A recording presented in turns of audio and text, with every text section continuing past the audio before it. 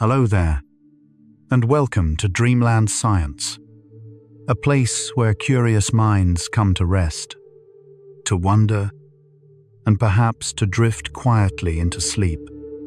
Tonight, we are going to spend some time with something you have been doing every single moment of your life. Breathing, not as an exercise, not as something to get right, just as something to notice gently. The way you might notice rain against a window. You do not need to change anything about the way you are breathing right now. You do not need to count. You do not need to try. The less you try, the more your breath will find its own quiet ease. If you are lying in bed, perhaps your body can settle a little deeper into wherever you are resting. If your shoulders are carrying any tension, they might begin to soften, or they might not. And that is perfectly fine. Over the next little while, we will share 100 quiet facts about breathing, about the gentle science of your exhale, the wisdom of your diaphragm, and the ancient rhythm that has been keeping you alive since the very moment you arrived. Some of these facts might stay with you. Others may fade softly into the background. And if at any point you drift into sleep, then this video has done exactly what it was meant to do. If you enjoy this kind of gentle company, you might consider pressing the like button or subscribing. It helps others find their way here too. One sleepy soul at a time. But there is no rush. Whenever you are ready, or not at all. For now, let your breath be whatever it already is, and let us begin. Your body takes about 20,000 breaths every day, without you ever once asking it to. From the moment you wake to the moment you fall asleep, and all through the night while you dream, your body quietly moves air in and out, in and out, like a tide that has never once needed a schedule. This process is managed by your brainstem, one of the most ancient and automatic parts of your nervous system. It keeps your breathing going even when you are deeply asleep, even when you have forgotten you are breathing at all. Researchers at Harvard Medical School have described this automatic breathing as one of the most reliable systems in the human body, running continuously for an entire lifetime without ever needing to pause or reset. The neurons responsible for generating your breathing rhythm fire in patterns so steady that scientists sometimes refer to them as the body's most faithful clock. Imagine a lighthouse on a quiet shore, its beam turning slowly through the night, never hurrying, never forgetting, simply doing what it was built to do.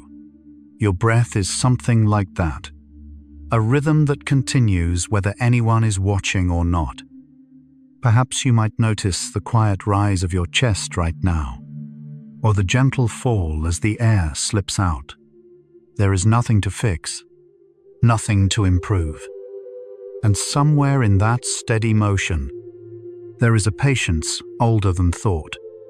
A pattern that has been turning inside you since the very beginning, keeping you gently, quietly here. Each breath you take moves about half a liter of air, roughly the size of a small balloon. That soft, invisible volume travels through your nose or mouth, down your windpipe, and into a branching network of airways that splits again and again, like the branches of a winter tree growing smaller and more delicate with each division. At the very end of those tiny branches sit your alveoli, the smallest structures in your lungs, where oxygen crosses into your blood and carbon dioxide slips quietly away. Physiologists have measured this tidal volume, the amount of air in a single resting breath, across thousands of individuals. And it remains remarkably consistent. Your body has calibrated itself to move just the right amount of air. Not too much, not too little. just enough. Think of a small bird landing on a still pond. The ripple it creates is gentle, perfectly proportioned, disturbing almost nothing. Each of your breaths creates a similar ripple through your body. Subtle, precise, unhurried. Perhaps your jaw has been holding a little tension. And perhaps, if you would like, you might allow it to soften, just slightly, like snow settling on a quiet rooftop. There is something tender about the idea that you carry a small balloon's worth of air with every breath. A tiny gift your lungs receive and release, over and over, without any instruction at all. The diaphragm is the largest muscle involved in your breathing, and it sits just beneath your lungs like a quiet dome. When you breathe in, this dome flattens gently downward, pulling air into your lungs. When you breathe out, it rises back up, a smooth, rhythmic motion that has been happening inside you since the day you were born.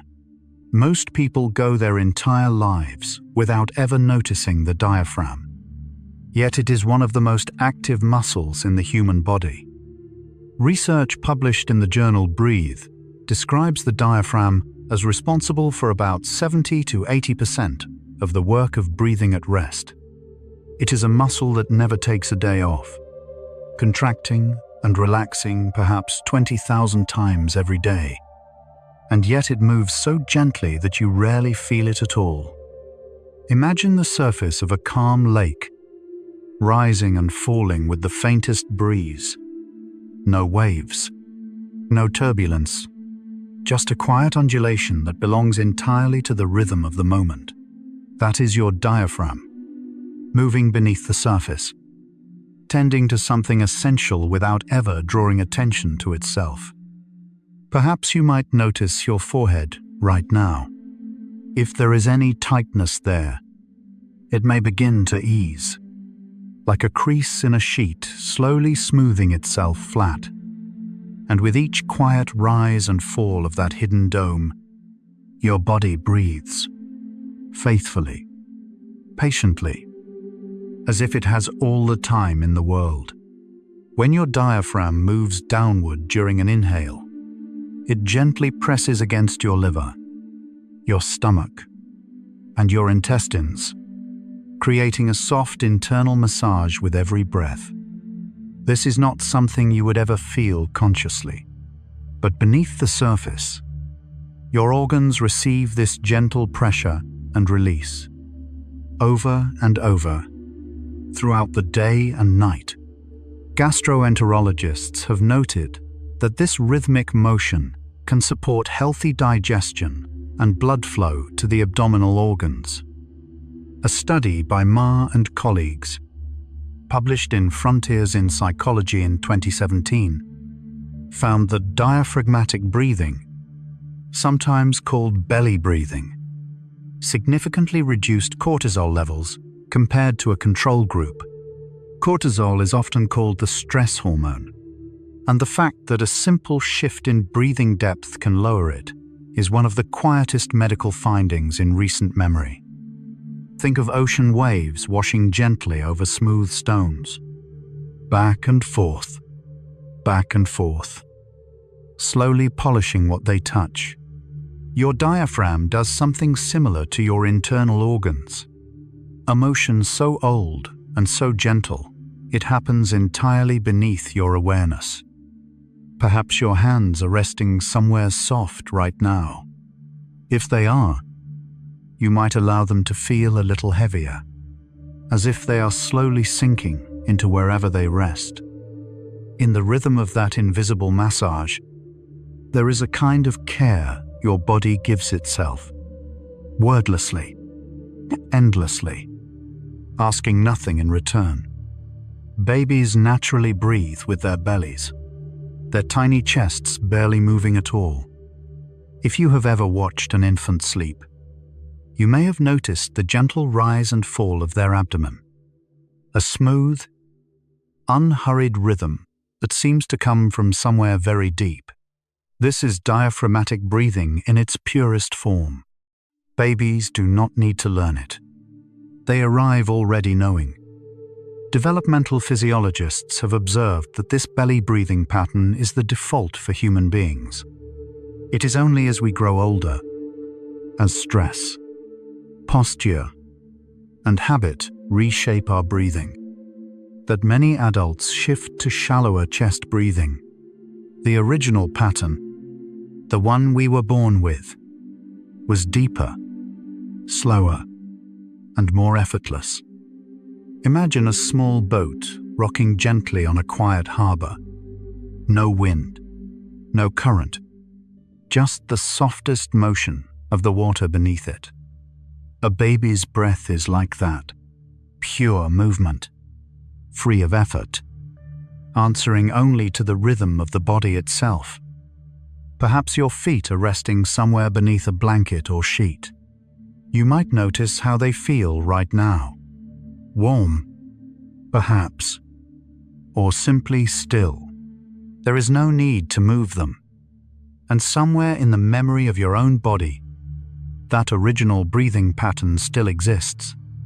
The belly breath of your very first days, quiet and whole, waiting for no permission to return. Somewhere along the way, most adults forget how to breathe the way they did as infants, shifting from deep belly breathing to shallow chest breathing. This shift happens gradually, without anyone noticing. Years of sitting at desks, wearing tight clothing, holding in emotions, and responding to stress slowly teach the body to breathe higher in the chest and less deeply in the belly. It is not a disease. It is simply a habit, the body adapting to the life around it. Researchers at the University of Leuven in Belgium have studied this transition, noting that chronic stress is one of the primary drivers. When the body perceives threat, it breathes faster and shallower to prepare for action. Over time, this emergency pattern can become the default, even when there is no emergency at all. Think of a river that has been flowing freely for years, only to find that small stones and fallen leaves have slowly narrowed its path. The water still flows, but not as wide or as deep as it once did. Your breathing is something like that, still flowing, just a little quieter than it used to be. Perhaps you might notice your shoulders right now, whether they have crept upward without you realizing. If so, you might let them settle, just a little, like leaves drifting downward in still air. And if that original breath has been resting somewhere inside you, it does not need to be found tonight. It is simply nice to know it is still there. The air you breathe in is about 21% oxygen, but the air you breathe out still contains about 16%. This means your body only uses a small fraction of the oxygen in each breath. The rest is gently returned to the air, unchanged and unhurried. Your lungs are remarkably efficient, taking exactly what they need and releasing the rest. Like a careful gardener gathering only what is ripe.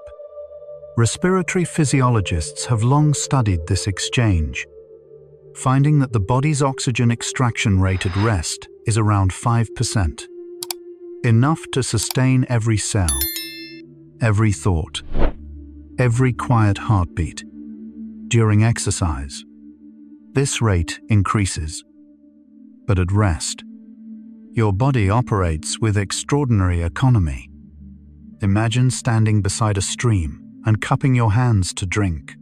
You take a small sip, just enough, and the water continues to flow, barely noticing the difference.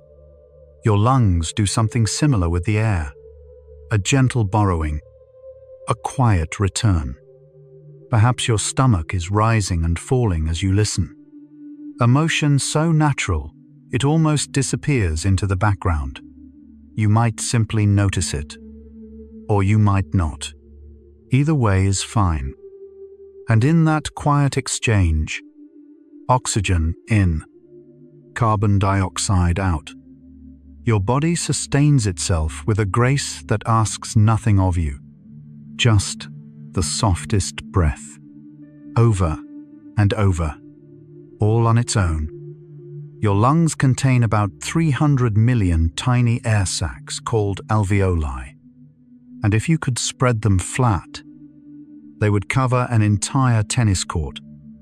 This enormous surface area is hidden inside a space no larger than 2 fists placed side by side.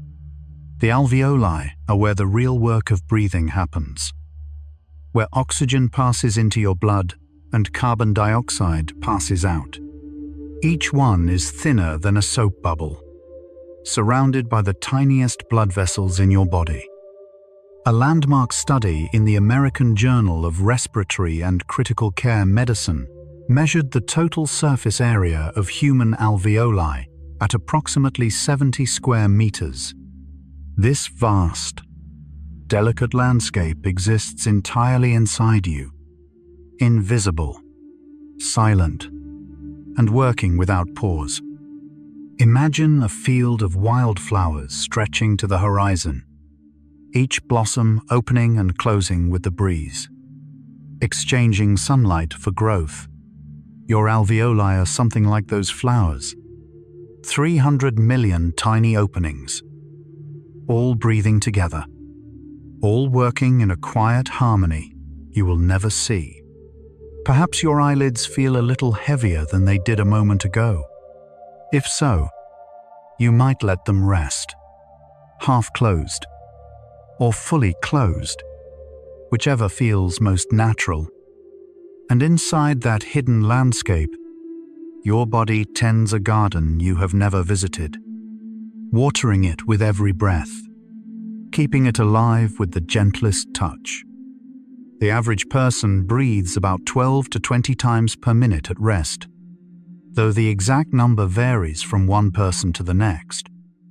There is no single correct number.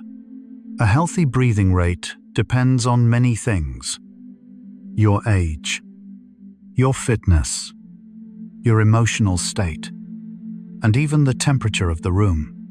What matters is not the number itself, but the ease with which each breath arrives and departs. Pulmonologists have noted that the resting breathing rate tends to slow naturally as a person relaxes. In deep meditation or just before sleep, it can drop to 6 or 8 breaths per minute, a pace the body finds entirely on its own, without any instruction. Think of the way clouds move across a wide sky on a windless day. So slowly you can barely tell they are moving at all.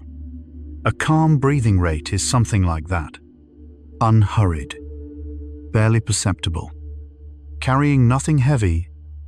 Perhaps your back is resting against something soft. You might notice how it settles into the surface beneath you. A quiet partnership between your body and whatever holds it. And in the gentle mathematics of 12 to 20 breaths per minute, your body has found a pace that suits this moment. Not too fast, not too slow, just the rhythm it needs right now. Slower breathers tend to have calmer nervous systems, though no one needs to count their breaths or try to slow them down. Research published in the journal Frontiers in Human Neuroscience found a strong correlation between slower resting breathing rates and increased parasympathetic activity. The branch of the nervous system responsible for rest, recovery, and calm. People who naturally breathe more slowly tend to report lower levels of anxiety and higher levels of emotional resilience. But here is the gentle part of this fact. Trying to breathe slowly often creates the opposite effect. The effort of monitoring and controlling the breath can activate the very stress response you are trying to calm. The most effective slow breathing, researchers suggest, is the kind that happens on its own, when the body feels safe enough to let go. Imagine a cat curled up by a warm fire. Its breathing so slow and steady that its body barely moves. The cat is not trying to relax. It simply is relaxed, and its breath follows. Perhaps your neck is holding something. A slight stiffness. A quiet tension. If you notice it, you might let your head settle a little more heavily into the pillow, like a stone resting at the bottom of a still pond. And if your breath is already slow, that is enough. If it is not, that is enough too. Your body will find its way in its own time. Your breath is the only function of the autonomic nervous system that you can consciously influence. Your heartbeat, your digestion, your blood pressure, all of these happen automatically, beyond the reach of your conscious mind. But your breath sits at a remarkable intersection. It can run on its own, without any thought at all. And yet, if you choose, you can gently change its pace, its depth, its rhythm. Neuroscientists at the University of California have described breathing as a bridge between the voluntary and involuntary nervous systems. It is the one door that opens from both sides, allowing the conscious mind to reach into the automatic body and offer a gentle suggestion. Think of a river with a single wooden bridge spanning its width. On one side, the forest of your thoughts and intentions. On the other, the quiet meadow of your automatic body. Your breath is that bridge, the only crossing point between what you choose and what happens on its own. Perhaps your spine is resting in a curve that feels natural. You might notice how it settles against the surface beneath you. A gentle architecture, holding you without effort. And in the knowledge that your breath is this rare bridge, there is no pressure to cross it. It is simply there, connecting what you feel with what you are. This means your breath is a connection between the parts of you that happen automatically and the parts you can gently choose. When you slow your exhale, even slightly, even without meaning to, you send a signal from your conscious mind to your autonomic nervous system. That signal does not arrive as a command. It arrives as a suggestion, a whisper. And your body, if it feels safe, may listen.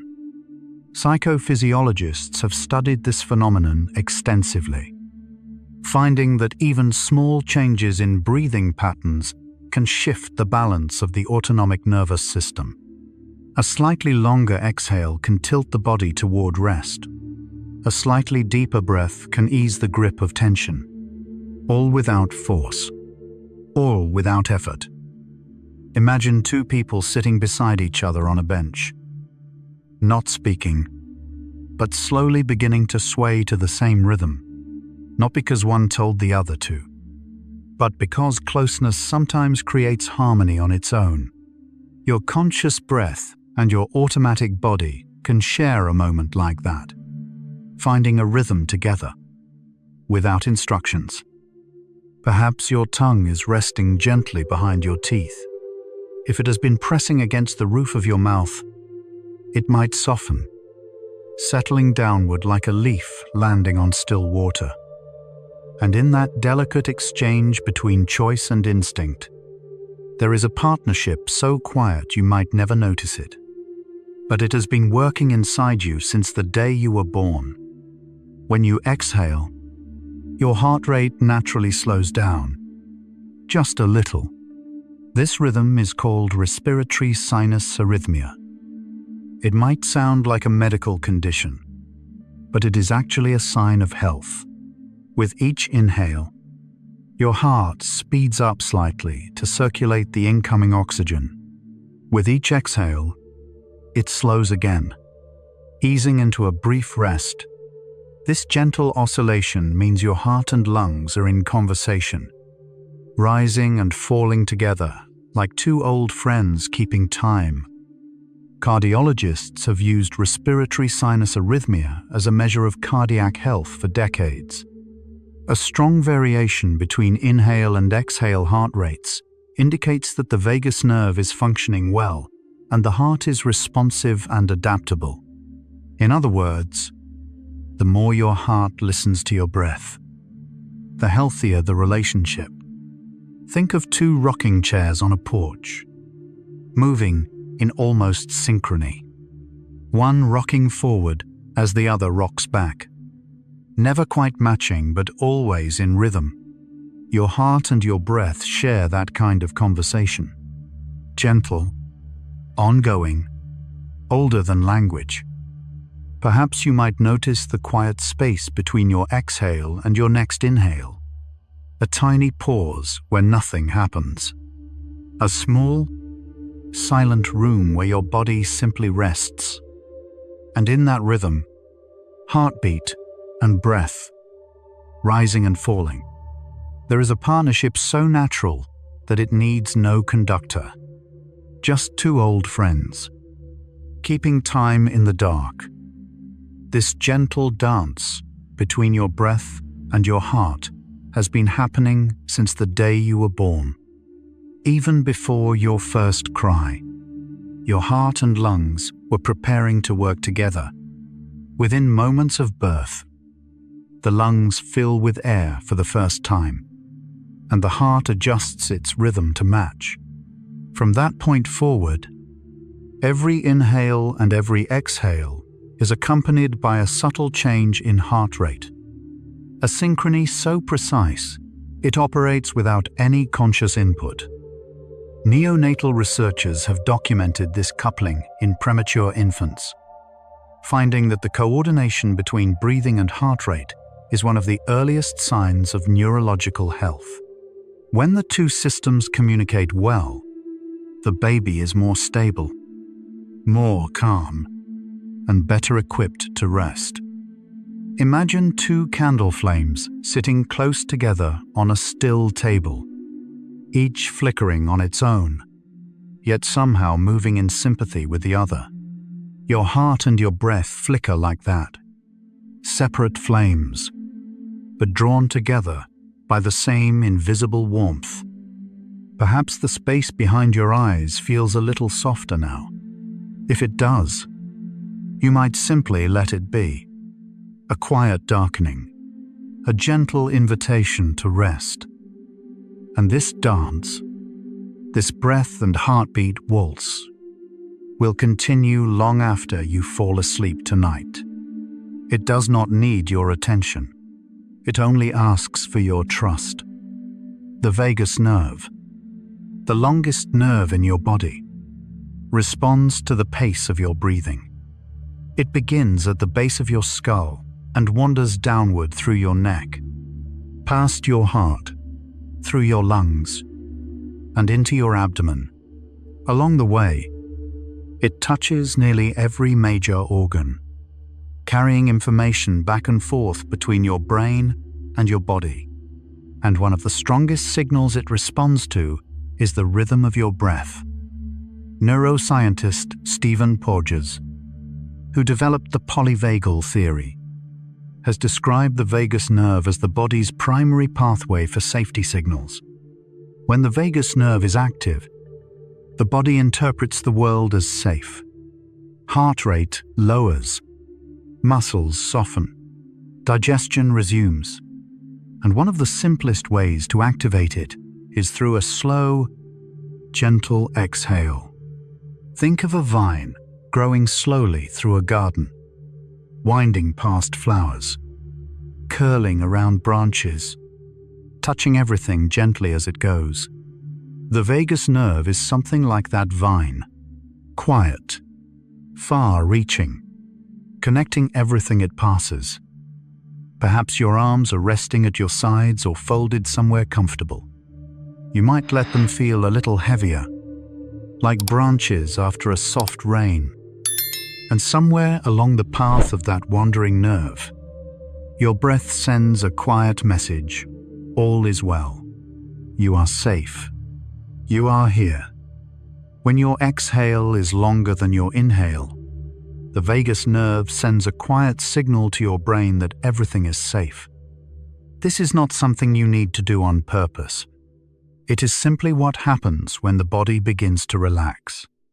As the exhale lengthens, even by a fraction of a second, the vagus nerve reads this as a sign that no danger is present. In response, it tells the heart to slow down, the muscles to soften, and the mind to ease. Gerritsen and Band, in a comprehensive review published in Frontiers in Human Neuroscience in 2018, described this mechanism as one of the body's most elegant feedback loops. The exhale does not force calm, it invites it, and the vagus nerve carries that invitation to every part of the body it touches. Imagine a lantern being slowly dimmed in a quiet room, not turned off, just softened, until the light is warm and low and everything feels a little more restful. A longer exhale does something similar to your nervous system. It dims the urgency. It softens the edges. Perhaps your knees have been holding a little tension, pressed together or slightly bent. If so, you might let them ease apart, just slightly, like doors opening to a quiet room.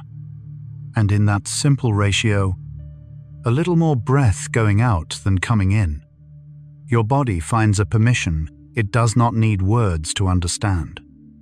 The word vagus comes from the Latin word for wanderer, and this nerve truly wanders through your entire body. From the brainstem, it travels through the neck, branches around the heart and lungs, passes through the diaphragm, and reaches into the stomach and intestines. No other nerve in the body covers such a distance or touches so many organs. It is a messenger with no fixed route, drifting through you like a gentle current through a wide river. Anatomists have mapped the vagus nerve's many branches, finding that it communicates with the heart, lungs, stomach, liver, spleen, kidneys, and intestines. About 80% of its fibers carry information from the body to the brain, which means the vagus nerve spends most of its time listening, not speaking. Think of a quiet traveler walking through a village at dusk, stopping at each doorstep, not to give orders, but simply to listen, to gather news, to carry the feeling of one place gently to the next.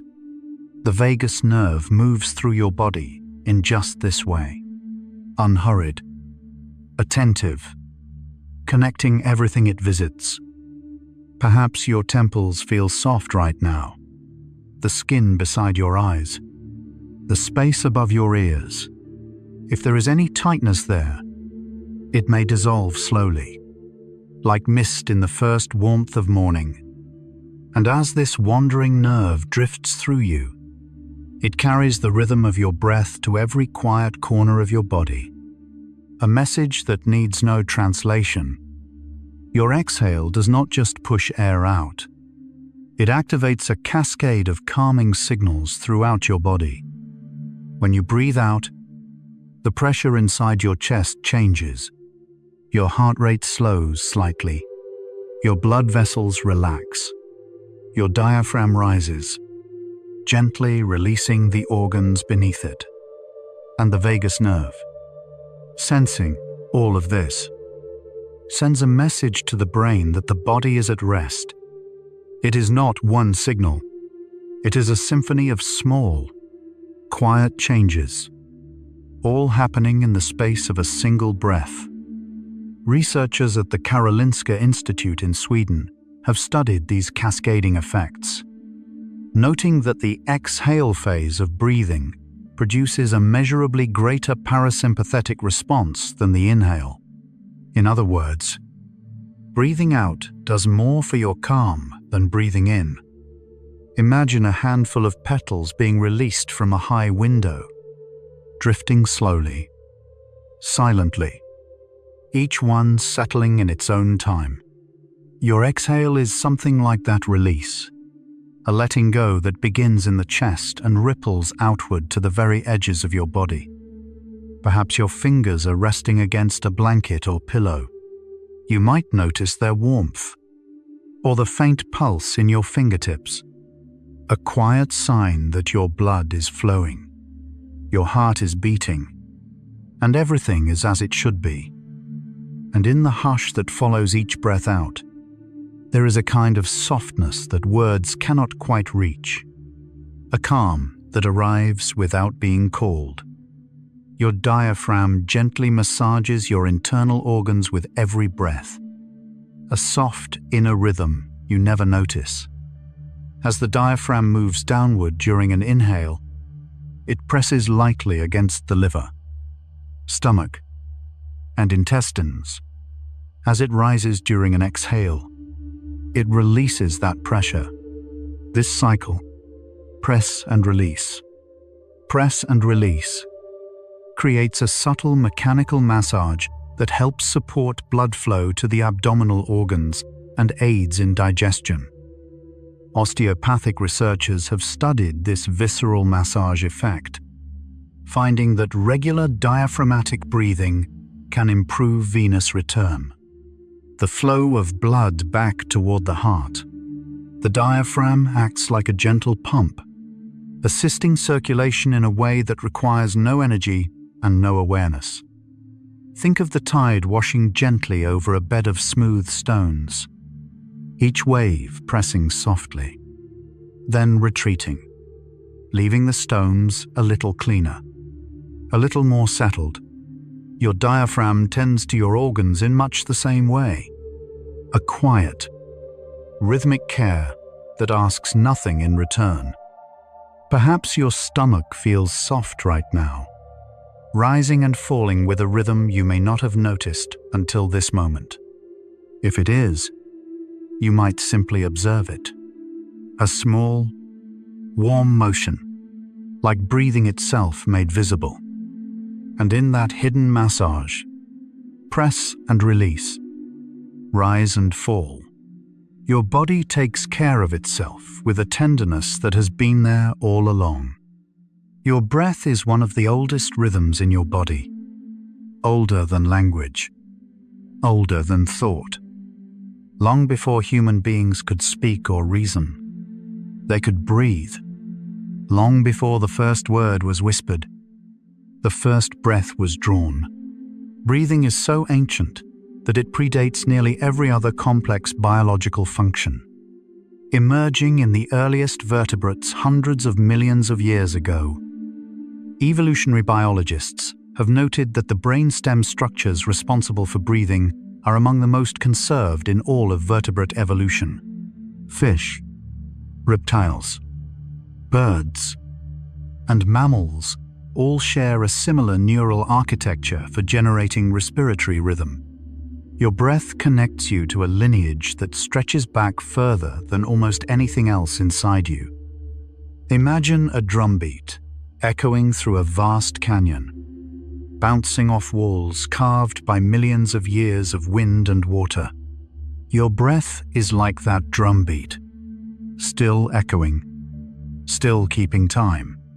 Long after the canyon was formed, perhaps the weight of your body feels a little more noticeable now, pressing gently into the surface beneath you.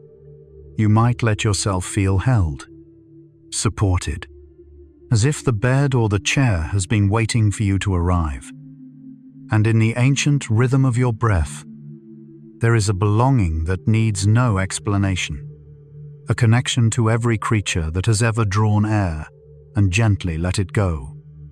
Even your blood pressure gently rises and falls with each breath cycle, a tiny wave you never feel. When you inhale, blood pressure increases slightly. When you exhale, it decreases. This oscillation is so small it cannot be felt, but it can be measured with sensitive equipment. It is another sign that your breath and your circulatory system are in constant, quiet conversation.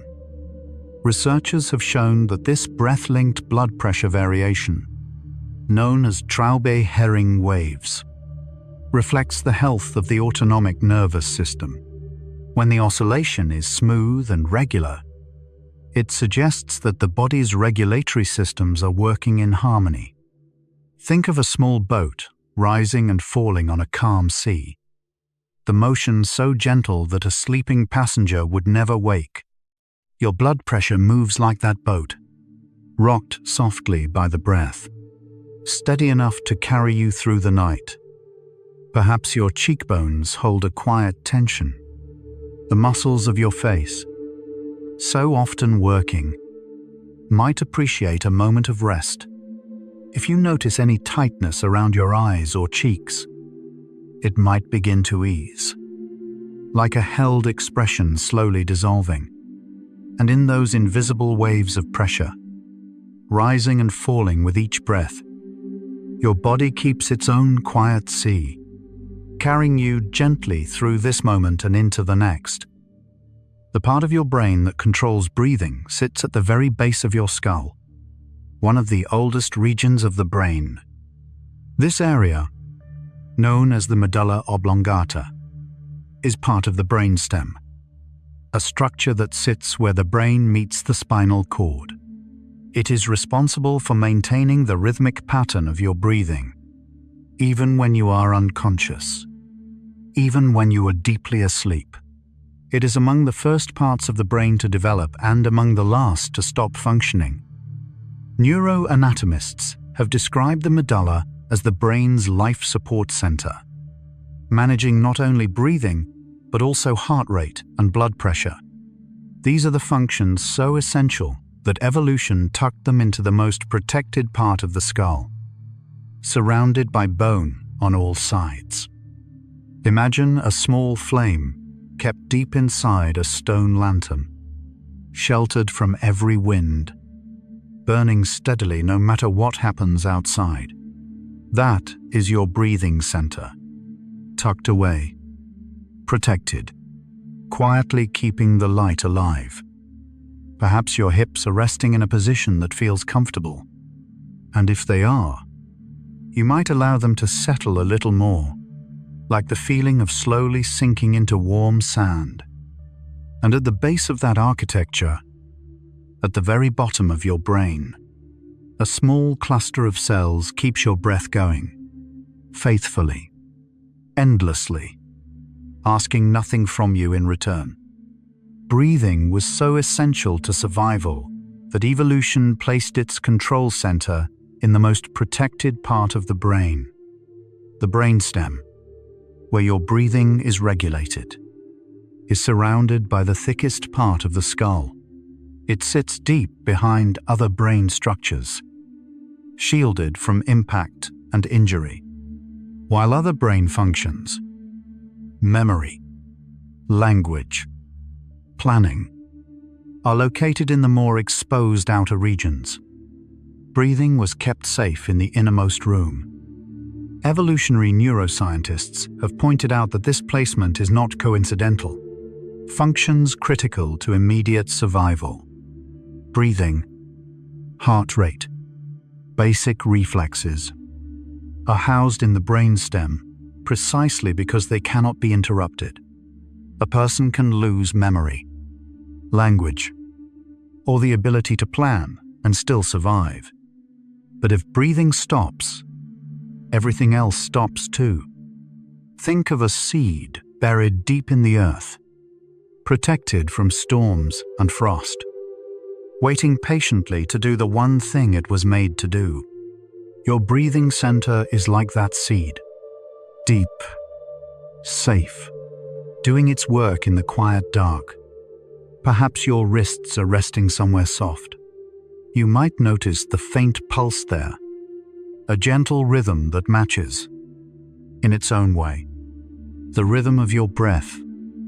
And in that deep, protected place at the base of your brain, your breath keeps going, not because you asked it to, but because your body has always known that this rhythm must not stop.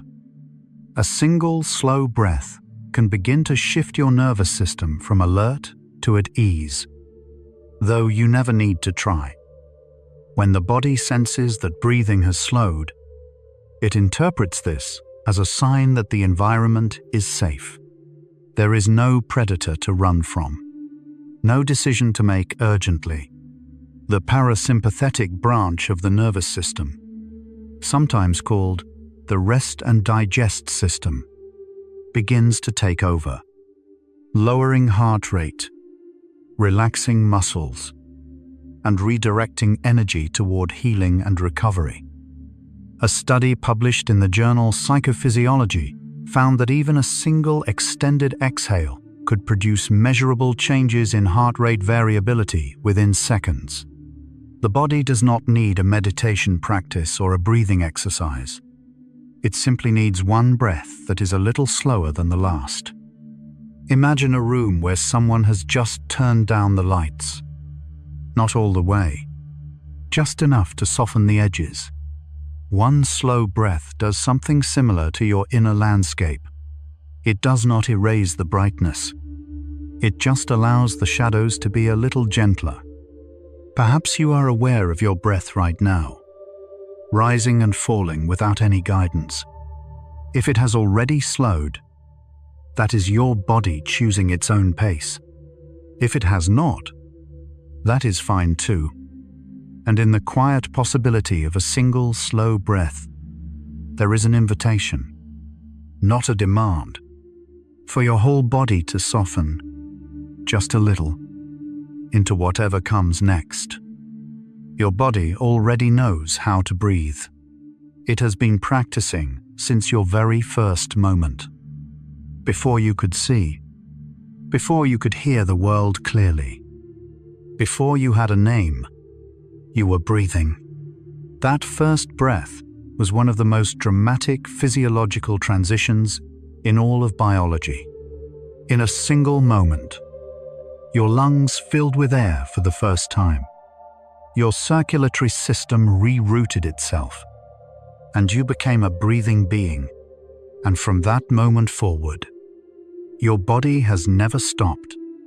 Neonatal physiologists have studied the first breath extensively, noting that the transition from fluid-filled lungs to air-filled lungs involves an extraordinary cascade of changes, all of which happen in the space of a few seconds. It is one of the most complex things the human body ever does, and it does it in the very first moments of life. Think of a bird leaving the nest for the first time, leaping into the air with no rehearsal, no training, just the ancient knowledge written into its wings. Your first breath was like that, a leap, a beginning, something your body knew how to do before you knew anything at all. Perhaps your whole body feels a little heavier now, a little more present, a little more settled. If it does, that is your body remembering what it has always known, the weight of rest, the ease of simply being here. And as this first cluster of facts draws to a close, perhaps you might take a moment, or not, to notice that you have been breathing all along, quietly, effortlessly, just as you always have. There is a particular breathing rate, around 5.5 to 6 breaths per minute, where the heart and lungs fall into a kind of perfect rhythm together. Scientists call this resonant frequency breathing. At this pace, heart rate variability reaches its peak. Blood pressure oscillations synchronize with the breath cycle, and the entire cardiovascular system begins to operate with unusual efficiency. It is not a technique that needs to be forced. It is simply a rate the body seems to recognize, the way a tuning fork recognizes its own pitch. Researchers Lehrer and Gewürz, publishing in Frontiers in Public Health in 2014, described resonant frequency as the breathing rate at which the baroflex, the body's blood pressure regulation system, achieves maximum gain. At this pace, every system that listens to the breath hears it more clearly. Imagine an orchestra warming up, instruments scattered, each playing its own note. And then, slowly, they find a single shared key. Everything aligns. Everything hums. Resonant frequency breathing is that moment for your body. The moment everything tunes itself to the same quiet note. Perhaps your ankles are resting against the bed or crossed gently beneath a blanket. You might allow them to feel soft, unheld, unguarded, like two small boats moored in a still harbor. And if your breath happens to slow to that particular pace tonight, it will not be because you tried. It will be because your body remembered a rhythm it has always known. Deep inside your blood vessels, tiny sensors called baroreceptors are quietly monitoring every heartbeat and every breath. These sensors sit in the walls of the carotid arteries in your neck and the aortic arch near your heart. Their job is to detect changes in blood pressure, stretching when pressure rises, relaxing when it falls. And because your blood pressure fluctuates with every breath, your baroreceptors are in constant, quiet conversation with your respiratory system. Physiologists have known about baroreceptors for over a century, but recent research has revealed just how deeply they influence mood and relaxation. A study published in Psychophysiology found that baroreceptor activation is associated with reduced pain perception and lower anxiety, suggesting that these tiny sensors do far more than regulate blood pressure. Think of pressure sensors embedded in the walls of a quiet cathedral, registering every shift in the air, every footstep, every door that opens and closes. Your baroreceptors work like that, feeling the pulse of your inner world, responding to changes you will never consciously detect. Perhaps your elbows are resting somewhere comfortable, bent or straight, wherever they have come to settle. You might notice their weight against the surface beneath them, a quiet anchoring. And as those tiny sensors register the rhythm of your breath, they send a message upward to your brain, a message that says, in the simplest possible terms, all is steady, all is well. A comprehensive review by Zuccaro and colleagues examined over 15 years of research on slow breathing and found consistent effects on both the brain and the body. Published in Frontiers in Human Neuroscience in 2018, this review analyzed dozens of studies and concluded that slow breathing, generally defined as fewer than 10 breaths per minute, produces measurable changes in brain activity, emotional state, and autonomic function. Alpha brainwaves increase, beta waves decrease. The nervous system shifts toward parasympathetic dominance. What makes this review remarkable is not any single finding but the consistency across studies. Whether the participants were experienced meditators or people who had never practiced breathing exercises, the results were strikingly similar. Slow breathing calmed the brain. It calmed the body. And it did so reliably, across cultures, ages, and conditions. Imagine a stream running through a forest, sometimes faster, sometimes slower, but always finding its way to the same quiet pool. The research on slow breathing is like that stream. Many paths, many studies, all arriving at the same gentle conclusion. Perhaps your lower back is resting against the mattress or cushion. You might notice how the surface supports you, meeting the curve of your spine without asking anything in return. And in that quiet consensus, study after study, year after year, there is a kind of reassurance. Your body already knows what the science confirms. Slower is softer, and softer is enough. When your breathing slows, your brain produces more alpha waves, the electrical patterns associated with calm, wakeful relaxation.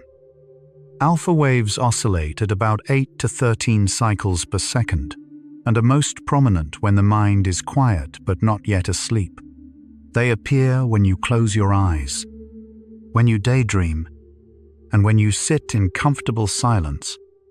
Slow breathing seems to encourage their production, as if the brain, hearing the pace of the breath, decides it is safe to soften its own activity. Electroencephalography studies have shown that even a few minutes of slow breathing can increase alpha power across the cortex. At the same time, beta waves, the faster frequencies associated with active thinking and problem-solving, tend to decrease. The brain does not shut down. It simply shifts into a gentler mode. Imagine a lantern being slowly dimmed in a room where someone is reading, not extinguished, just turned low enough that the shadows become kind. Alpha waves are like that dimmed light, still present, still illuminating, but no longer sharp or demanding. Perhaps your scalp feels light, the skin across the top of your head, often unnoticed, might carry a subtle sense of openness, as if the thoughts beneath it have been given a little more room. And in the quiet hum of those alpha waves, your brain is doing what it does best when it feels safe, resting with its eyes half closed, watching the world from a place of gentle ease.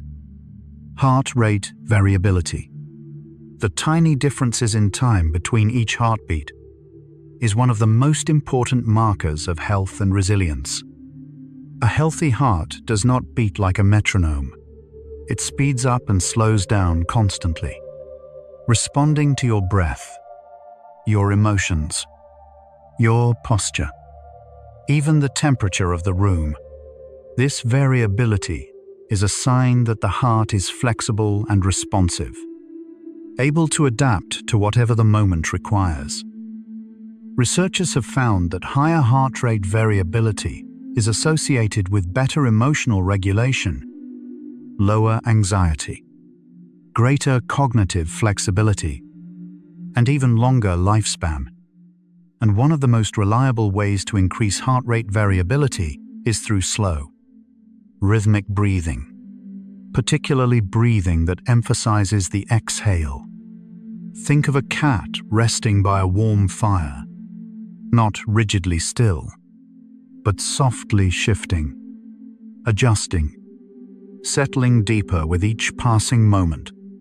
A heart with high variability is like that cat, at ease, but responsive, calm, but ready to move if needed.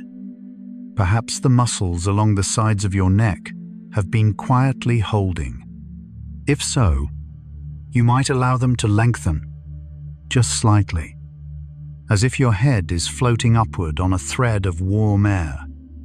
And in those tiny variations between heartbeats, there is a kind of intelligence, a flexibility that means your heart is not just beating, it is listening and responding, and adapting to you. Buddhist monks who have meditated for thousands of hours show remarkably high heart rate variability, and their breathing is one of the slowest ever recorded at rest. Studies conducted by neuroscientist Richard Davidson at the University of Wisconsin found that experienced meditators, some with over 10,000 hours of practice, exhibited parasympathetic activity far beyond what is typical for their age. Their resting breathing rates were often between 3 and 5 breaths per minute, and their heart rate variability was among the highest ever measured.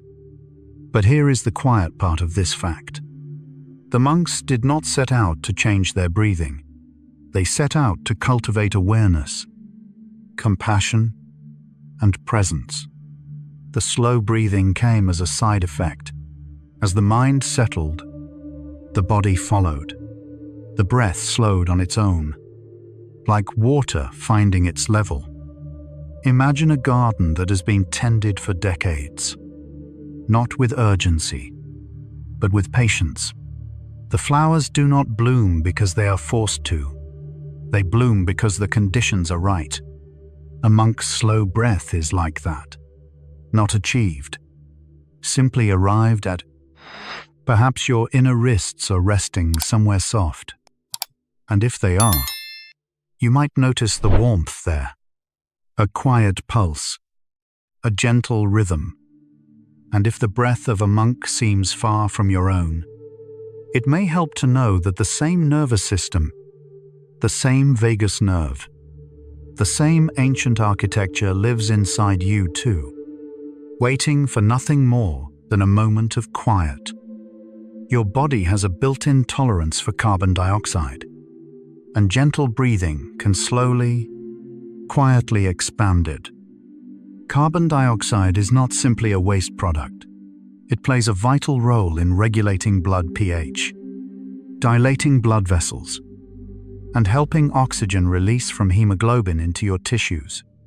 When carbon dioxide levels drop too low, as they do during rapid, shallow breathing, the body can feel lightheaded, anxious, and tense. Researchers have found that people with lower carbon dioxide tolerance tend to breathe faster and more shallowly, often triggering a cycle of mild hyperventilation and anxiety. Slow, gentle breathing allows carbon dioxide to accumulate slightly, which paradoxically helps the body relax. Over time, this can expand the body's comfort zone, making each breath a little easier, a little more spacious. Think of a stream slowly widening over years, not because anything forced it, but because the water, flowing gently and persistently, carved a little more room for itself. Your carbon dioxide tolerance is like that stream, widened not by effort, but by the quiet patience of each breath. Perhaps the arches of your feet are resting flat, ungripped, uncurled. You might let them soften, as if they have finally set down something they have been carrying. And in that gentle expansion, breath by breath, moment by moment, your body learns that there is room enough for everything, even the air it breathes out. Slow breathing has been shown to lower cortisol levels, the hormone most closely associated with stress. Cortisol is produced by the adrenal glands and released in response to perceived threat. In small doses, it is helpful, sharpening focus and increasing energy. But when cortisol remains elevated for too long, it can disrupt sleep, weaken the immune system, and create a persistent feeling of unease. The study by Ma and colleagues, published in Frontiers in Psychology in 2017, found that participants who practiced diaphragmatic breathing for 8 weeks showed significantly lower cortisol levels than a control group.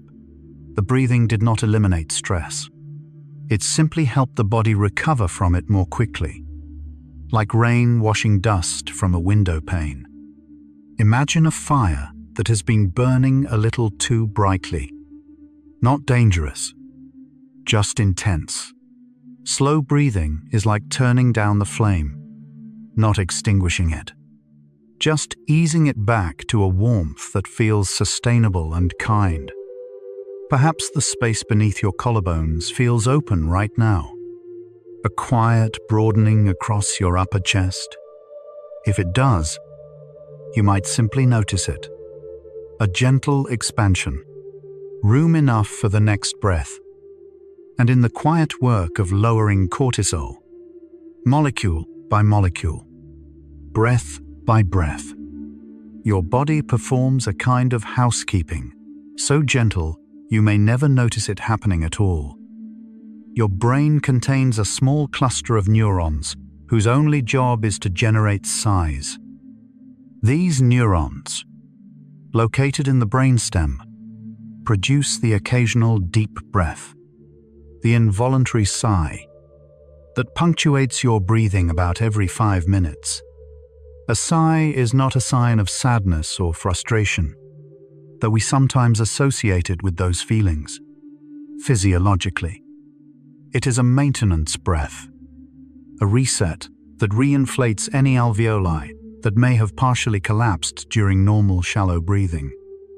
Researchers at Stanford University and the University of California, Los Angeles identified these sigh-generating neurons in 2016, publishing their findings in the journal Nature. They found that just 2 tiny clusters of about 200 neurons each are responsible for producing every sigh you have ever taken. Think of a quiet tide rising a little higher than usual. Not a storm, just a deeper swell, before settling back to its usual rhythm. A sigh is like that deeper swell, a moment of fullness, a gentle reset, and then the rhythm continues as before. Perhaps your upper arms are resting against the surface beneath you. You might let them feel heavy, like driftwood lying on a quiet shore, warmed by the last light of the day. And if a sigh arrives while you are listening, unexpected, unbidden, you might simply let it happen. It is your brain tending to your lungs, a small kindness, entirely automatic. Sighing is not a sign of weariness. It is your body's way of keeping your lungs open and healthy. Without periodic sighs, some of your 300 million alveoli would gradually deflate, a process called atelectasis. The sigh reinflates them, restoring the full surface area of your lungs and ensuring that oxygen exchange remains efficient. It is a preventive measure, a gentle maintenance routine your body runs on its own schedule. Pulmonologists have noted that the sigh reflex is present in all mammals, from mice to elephants. It appears to be one of the most conserved respiratory behaviors in evolution, suggesting that it serves a function so important that nature has never found a reason to remove it. Imagine someone gently shaking out a soft blanket before laying it flat, letting the air lift every fold, every wrinkle, until the fabric settles smooth and full. A sigh does something similar to your lungs. A quiet, unfurling, a gentle smoothing out. Perhaps the skin on the backs of your hands feels soft right now, resting, unhurried, with nothing to hold. You might notice how still they are, how little they need to do.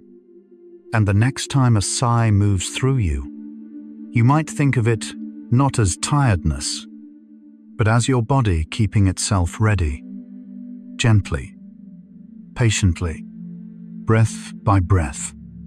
Humming while you breathe out can increase the production of nitric oxide in your nasal passages by as much as 15 times.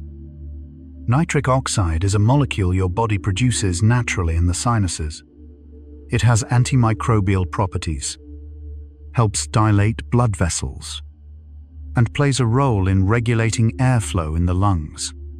When you hum, the vibration of air in the nasal passages dramatically increases the release of this molecule. A discovery first published in the American Journal of Respiratory and Critical Care Medicine. Researchers at the Karolinska Institute in Sweden measured nitric oxide output during humming and found levels far exceeding those produced during quiet breathing. The effect was immediate and required no special technique, just a gentle, sustained hum during the exhale. Think of morning mist rising from a warm meadow as the first light touches the grass. Something invisible made suddenly visible, drawn out by the gentlest change in conditions. Humming draws nitric oxide from your sinuses the same way.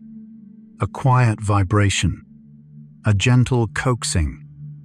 Perhaps your jaw has settled into a comfortable position, slightly open, perhaps, or gently closed. If there is any tension along the hinge of your jaw, it might begin to melt, like frost on a window meeting the warmth of a morning sun.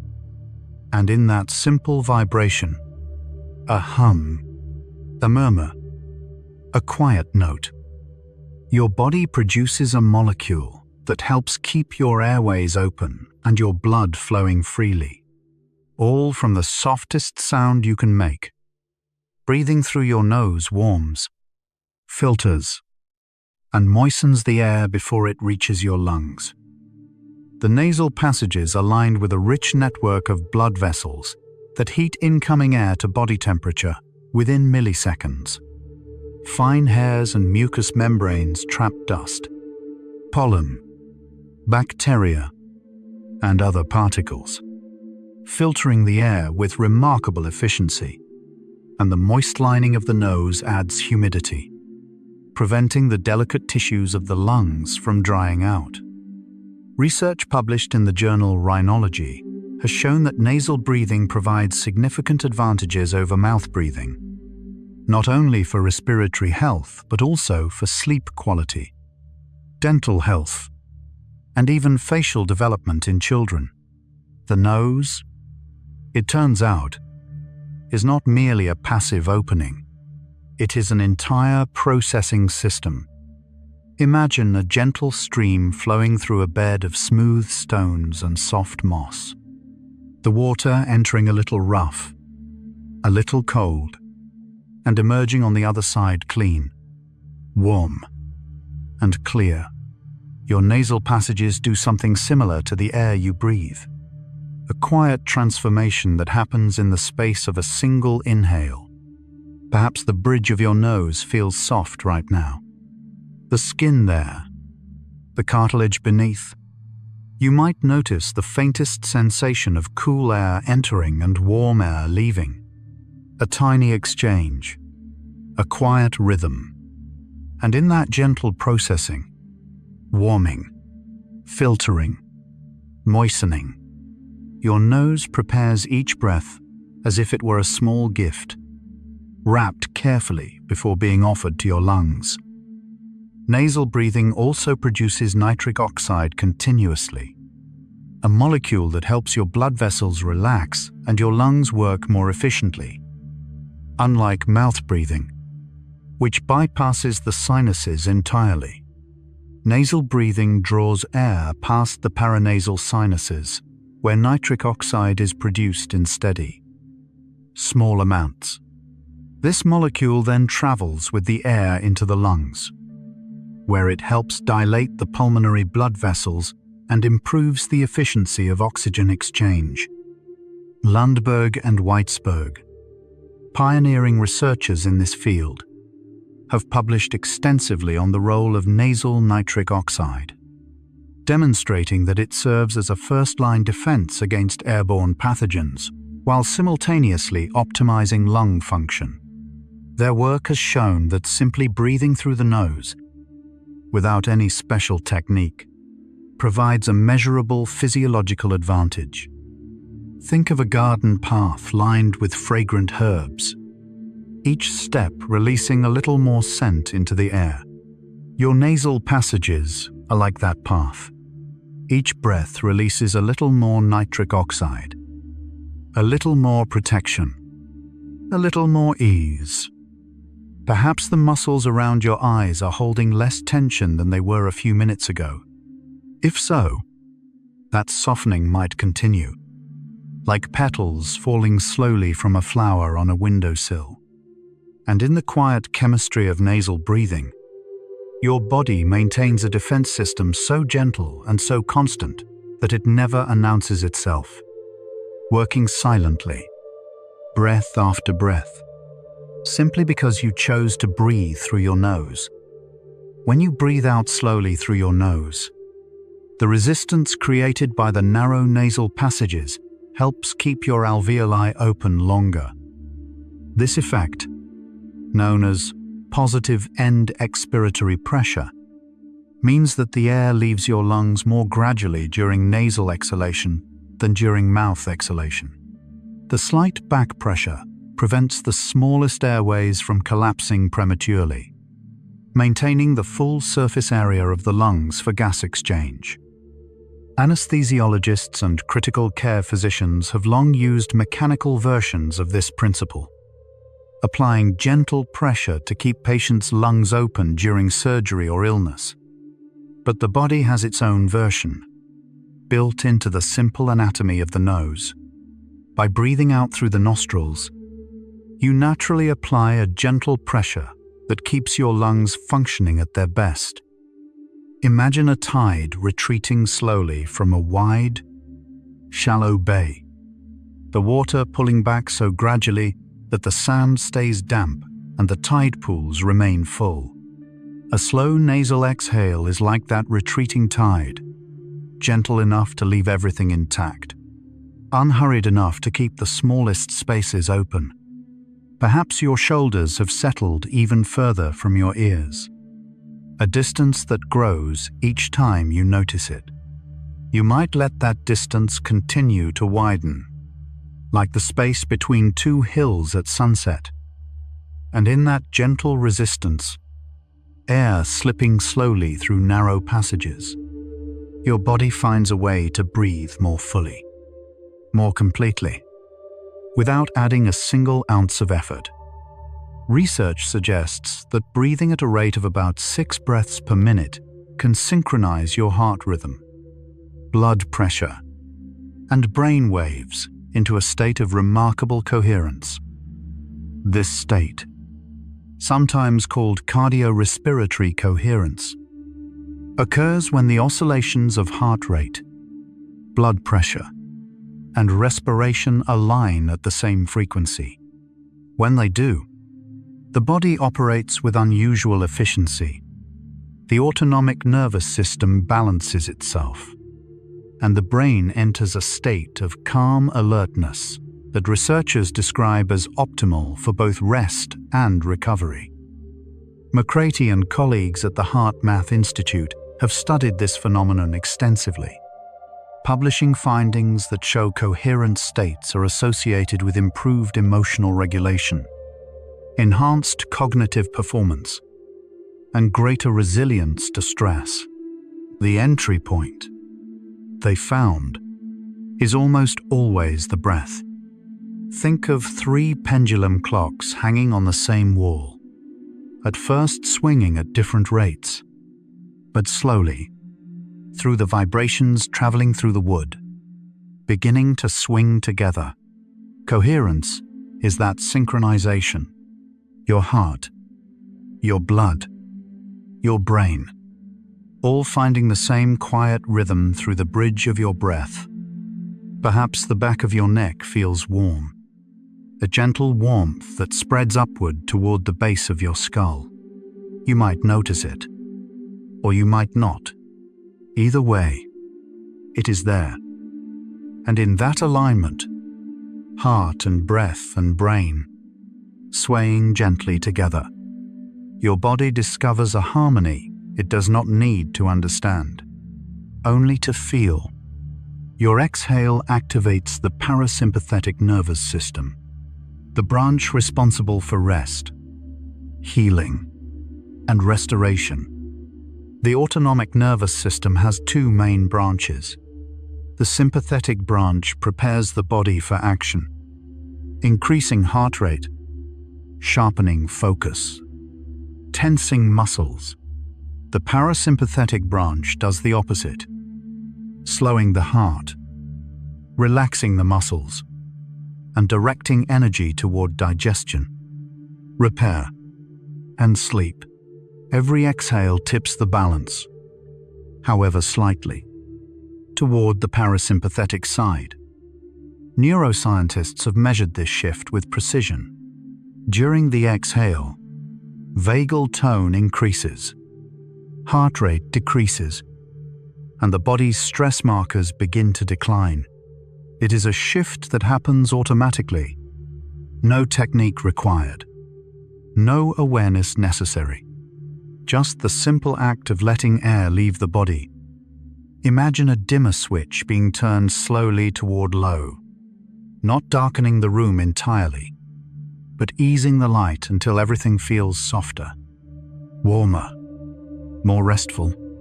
Each exhale turns that inner dimmer just a fraction. And over the course of many breaths, the room of your body grows quieter. Perhaps the muscles of your face have softened. Around your mouth, your cheeks, the corners of your eyes. If they have, you might simply notice. A face at rest is a beautiful thing. And in the exhale that is happening right now, or the next one that comes, your parasympathetic system receives a gentle nudge toward rest, toward quiet, toward sleep. Your body does not need you to breathe perfectly. It only needs you to breathe. There is no ideal breathing rate that applies to everyone. No perfect depth. No correct ratio of inhale to exhale. The optimal breath is simply the one your body chooses when it feels safe and unobserved. Trying to breathe perfectly can, paradoxically, create tension, turning a natural process into a performance.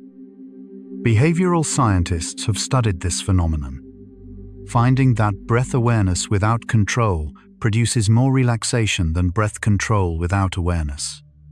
In other words, noticing your breath without trying to change it is often more calming than deliberately manipulating it.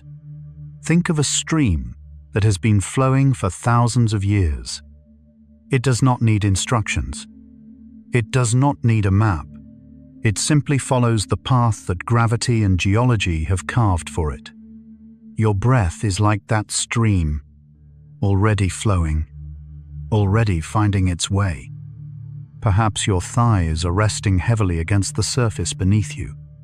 You might notice their weight, solid, grounded, pressing gently into wherever they rest, like two quiet hills settling into the earth.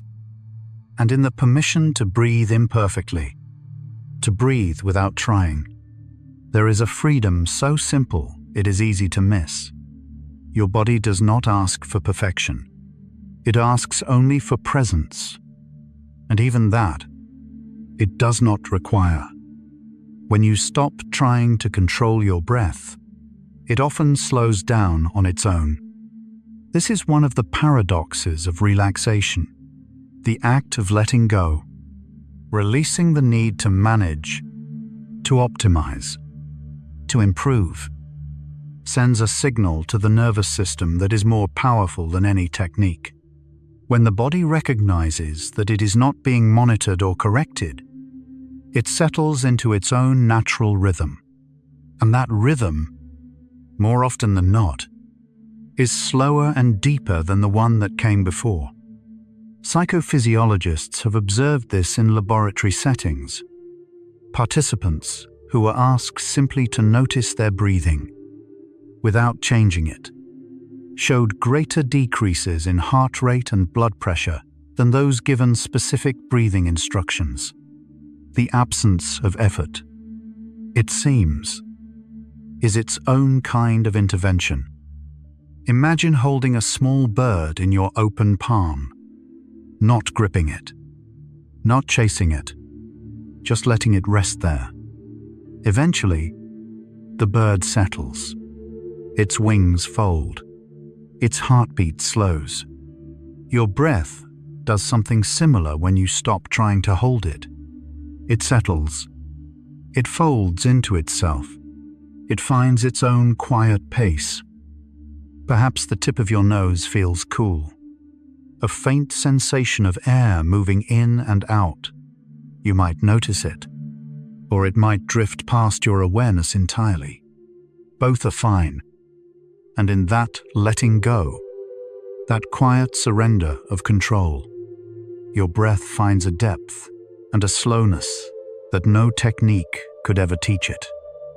The longest exhales you produce in a day usually happen when you are falling asleep. As the body transitions from wakefulness to sleep, the breathing rate naturally decreases. The inhales become shallower, and the exhales grow longer and slower.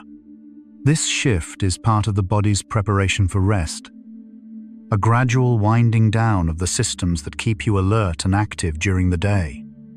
Sleep researchers have documented this transition in detail, noting that the exhale-to-inhale ratio increases steadily as a person moves from light drowsiness into the first stages of sleep. By the time deep sleep arrives, the exhale may be nearly twice as long as the inhale, a ratio that would be difficult to sustain consciously but happens effortlessly in sleep. Think of the way the last light of evening lingers on the horizon, staying a little longer than you expected, fading so slowly you cannot quite tell when it ends. The exhales at the edge of sleep are like that lingering light, stretched, unhurried, fading gently into the quiet dark. Perhaps your breathing has already begun to change, slowing without your permission, deepening without your guidance. If it has, that is your body beginning to prepare for something it has done thousands of times before. And in those long, slow exhales at the edge of sleep, there is a tenderness, your body easing itself down, breath by breath, into the kindest darkness it knows. Your breathing pattern changes in each stage of sleep, becoming slower and more regular as you sink deeper. In the first stage of light sleep, breathing begins to slow, but may still be somewhat irregular. By stage 2, it becomes more rhythmic. In stage 3, deep, slow-wave sleep, breathing reaches its slowest and most steady pace of the entire night.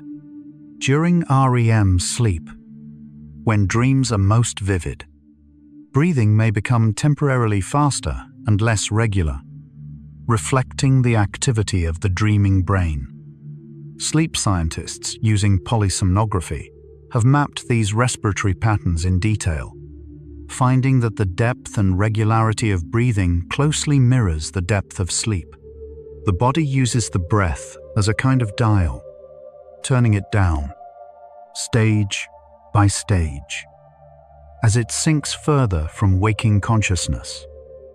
Imagine descending a spiral staircase into a quiet underground garden, each step taking you deeper, each turn bringing more stillness. Your breath on this staircase slows with each step, not because you tell it to, but because the deeper you go, the less there is to hurry for. Perhaps the weight of the blanket on your body feels a little more present now, a gentle, even pressure, like being held by something soft and patient. And as your breath adjusts itself to each stage of sleep, it tells a story of descent, from the bright surface of waking life to the deep, still waters beneath, a journey your body makes every night, with your breath as its quiet guide. During deep sleep, your breathing rate may drop to as few as 6 breaths per minute, the same rate that produces coherence during waking life. This is not a coincidence. The breathing rate that researchers associate with maximum heart rate variability and autonomic balance during the day is the same rate the body naturally chooses during its most restorative phase of sleep. It suggests that the body, left entirely to its own wisdom, gravitates toward this pace when it is most free to heal. Neuroscientists studying the overlap between meditative breathing and deep sleep have noted striking similarities in brainwave patterns, autonomic activity, and inflammatory markers. The state produced by slow, conscious breathing during the day appears to closely resemble the state the body enters naturally during the deepest sleep. Think of a river that has been traveling through varied terrain, rapids, curves, shallow stretches, finally reaching a wide, calm delta where it flows so slowly it seems to barely move at all. Deep sleep is that delta, and your breath, at 6 cycles per minute, is the current that carries you there. Perhaps the muscles along your ribs, the small, quiet muscles between each bone, are softening with each exhale. You might not feel them individually, but you might notice a general sense of ease spreading across your chest.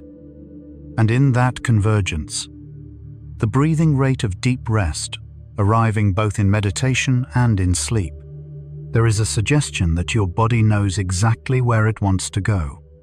It has always known. It simply waits for the right moment to take you there. The ratio of your exhale to your inhale matters more than the number of breaths you take. Researchers have found that a longer exhale relative to the inhale produces a stronger parasympathetic response than simply breathing slowly. A person breathing 10 times per minute with a long exhale may experience more relaxation than a person breathing 6 times per minute with equal inhale and exhale lengths. It is the asymmetry that matters, the gentle emphasis on letting go. A study published in Biological Psychology demonstrated that extending the exhale phase, even by just 1 or 2 seconds, significantly increased vagal tone and reduced sympathetic nervous system activity. The participants did not need to be trained. They did not need to count. They simply needed to allow the out-breath to linger a moment longer than the in-breath. Imagine pouring water slowly from a cup, not in a rush, but letting it stream in a thin, continuous thread. The pouring is longer than the filling. The release takes more time than the gathering.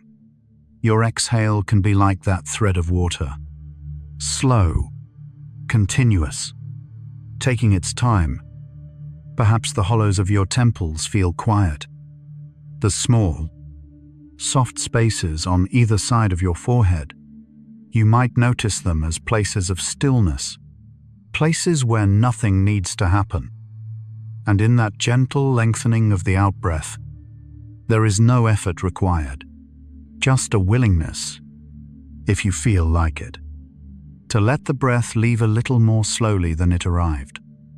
Research has shown that slow breathing can reduce blood pressure in people with hypertension, sometimes by a clinically significant amount. A review published in the journal Hypertension Research found that device-guided slow breathing, typically at around 6 breaths per minute, produced meaningful reductions in both systolic and diastolic blood pressure.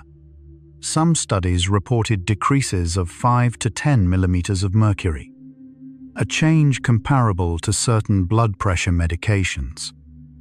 The mechanism appears to involve the baroflex, the same pressure-sensing system that helps regulate blood pressure moment to moment. When breathing slows, the baroreflex becomes more sensitive, allowing the body to maintain blood pressure at a lower set point. Over time, this recalibration can become more stable. Imagine a tide that has been running high for months, not dangerously, but persistently higher than the shoreline prefers. Slow breathing is like a gentle, sustained change in the current, not dramatic, not sudden, but enough, over time, to bring the tide back to where it rests most easily. Perhaps the skin on your forehead feels smooth, without the lines and creases that sometimes gather there during the day. If it does, That is your face remembering what it looks like at rest. And in the quiet lowering of blood pressure, point by point, breath by breath, your body makes an adjustment so gentle it feels like nothing at all. And yet, inside, something important is changing. Your body breathes differently when you feel safe than when you feel threatened. And slow breathing can help your body remember what safety feels like. When the nervous system detects danger, real or imagined, breathing becomes fast, shallow, and centered in the upper chest. The body is preparing to fight or flee. But when the nervous system detects safety, breathing slows, deepens, and returns to the belly. This shift is not just a symptom of feeling safe. It is part of how the body creates the feeling of safety. Stephen Porges, in his polyvagal theory, describes this as neuroception, the body's unconscious assessment of whether the environment is safe or dangerous. Slow breathing appears to influence this assessment, gently persuading the nervous system that the current moment is one of safety, not by arguing, not by insisting, just by offering the breath pattern that the body associates with peace. Imagine coming home after a long journey, setting down your bags, closing the door, and finally exhaling. That exhale is your body saying, "I am safe now." Slow breathing recreates that moment, over and over. With each breath out, perhaps your body feels more settled than it did when we began, as if it has slowly been remembering a posture, a weight, a sense of being held that it had temporarily forgotten. And in the rhythm of slow breathing, the message is always the same, spoken not in words, but in the quiet language of the exhale. You are safe. You are safe. You are safe. Your exhale is perhaps the oldest, gentlest tool your body has for telling itself that it is time to rest. Long before medicine, before language, before the first fire was lit, there was the exhale, the simple act of letting air leave the body. And in that release, a cascade of signals that said the danger has passed. The effort is over. It is safe to let go. Every mammal that has ever lived has used this same mechanism. The deer that escapes a predator eventually stops, and its exhale lengthens. The wolf that finishes a hunt lies down, and its breathing slows.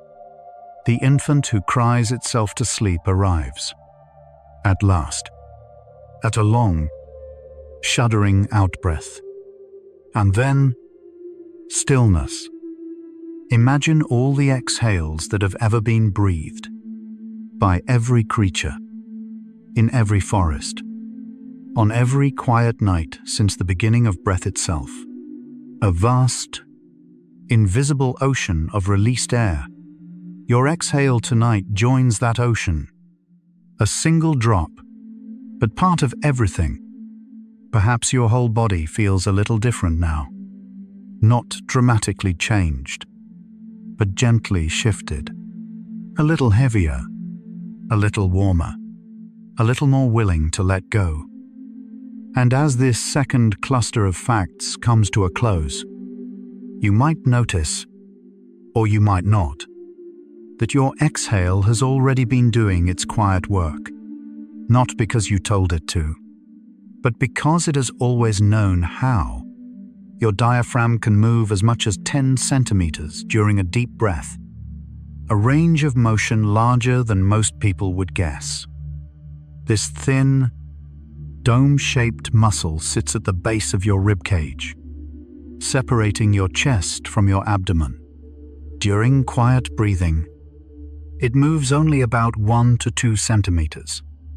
But during a deep, slow inhale, It can descend as much as 10 centimeters, pressing gently into the belly and creating space for the lungs to expand fully. Radiological studies using fluoroscopy and MRI have measured diaphragmatic excursion in real time, revealing that this range of motion is closely tied to breathing efficiency.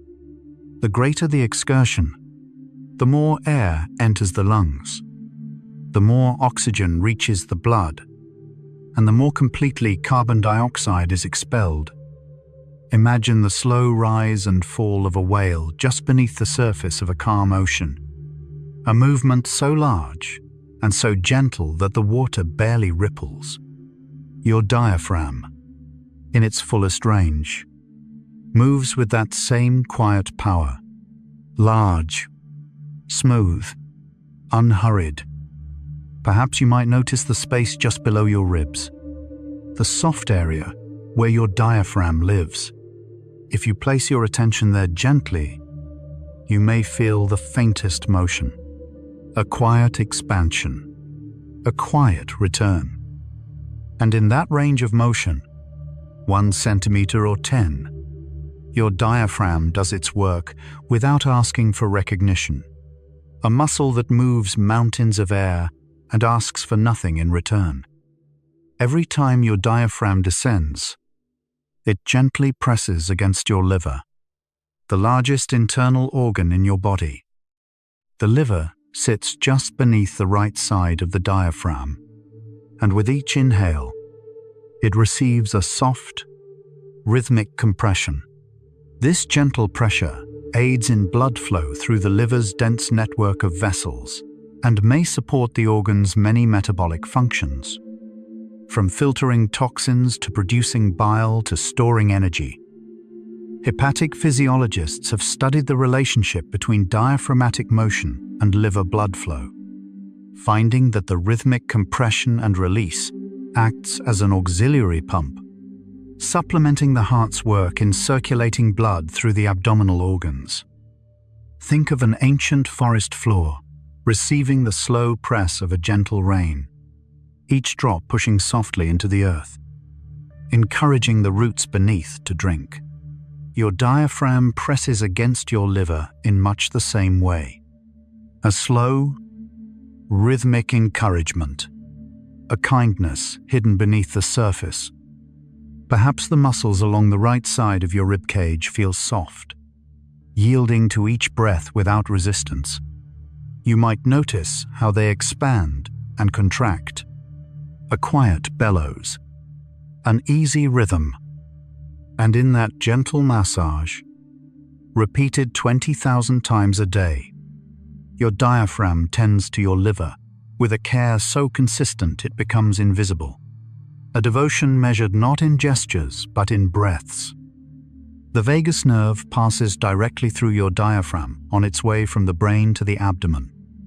This means that every time your diaphragm moves, every inhale, every exhale, the vagus nerve is gently stretched and compressed. This mechanical stimulation is thought to be one of the reasons why deep, diaphragmatic breathing is so effective at activating the parasympathetic nervous system. The breath does not just signal the vagus nerve chemically, it touches it physically. Researchers studying the anatomical relationship between the diaphragm and the vagus nerve have suggested that this direct mechanical interaction may explain why belly breathing is consistently more calming than chest breathing. When the diaphragm moves fully, the vagus nerve receives a more complete stimulus. Imagine a harp string being gently plucked by a passing breeze, not struck, not forced, just barely touched enough to hum. Your diaphragm does something like that to the vagus nerve with each breath. A gentle plucking, a quiet hum that travels the length of your body. Perhaps the center of your chest feels open, a space between your lungs where the heart sits quietly, beating and resting, beating and resting. You might notice its rhythm, or you might simply notice the space. And in that physical meeting, diaphragm and vagus nerve, touching with every breath, there is a conversation so intimate it happens entirely in the dark, entirely without words.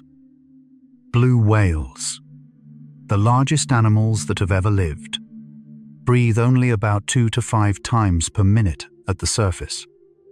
Their lungs can hold over 2,500 liters of air, and a single breath can exchange about 80 to 90% of the air in their lungs, compared to only about 10 to 15% in a typical human breath at rest.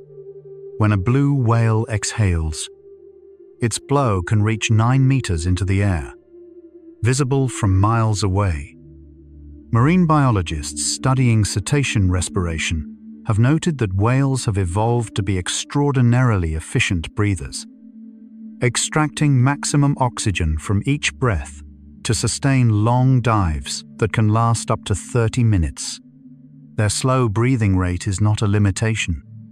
It is a masterpiece of adaptation. Imagine a sound so deep it travels through the ocean for hundreds of miles. A whale's song, carried on the breath of the largest lungs on Earth. Each exhale is a cathedral of air. Each inhale, a gathering of the sea itself. Perhaps you might imagine your own breath as something vast, not small and personal, but wide and open, like the breath of a creature that has never known hurry. And in the slow, magnificent rhythm of a whale's breathing, there is a reminder: you do not need many breaths to be alive. You only need each one to be enough. Elephants breathe about 4 to 6 times per minute, one of the slowest breathing rates among land animals. Their massive lungs hold about 300 to 500 liters of air, and their breathing is correspondingly deep and unhurried. Researchers studying elephant respiration have found that their slow rate is well suited to their calm, methodical way of moving through the world, walking long distances, foraging slowly, and resting in the shade during the hottest part of the day. Interestingly, elephants are also among the most emotionally expressive animals on Earth, known to grieve, to celebrate, to comfort one another.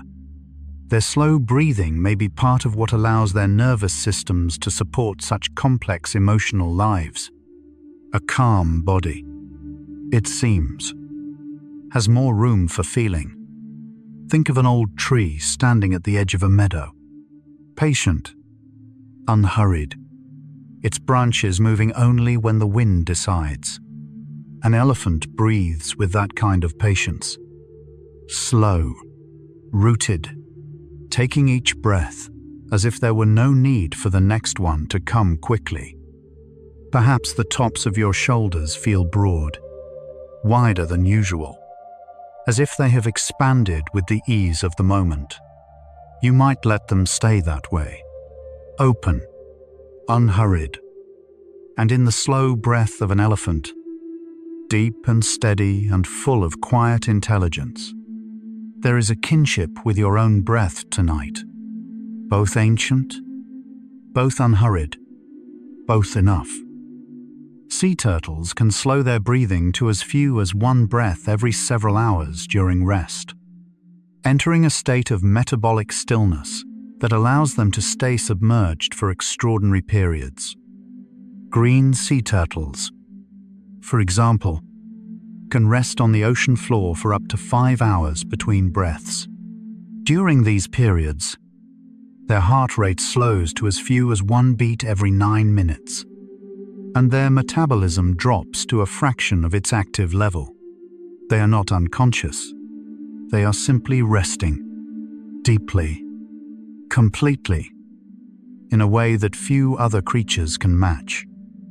Marine biologists have described this ability as one of the most remarkable adaptations in the animal kingdom, a capacity for stillness that allows sea turtles to conserve energy and survive in environments where food and oxygen may be scarce.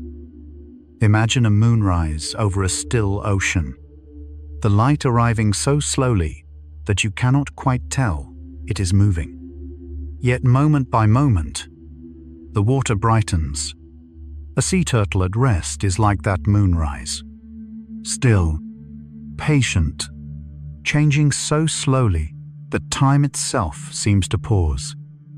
Perhaps the backs of your knees feel soft, the tendons there, so often stretched and active, finally at ease.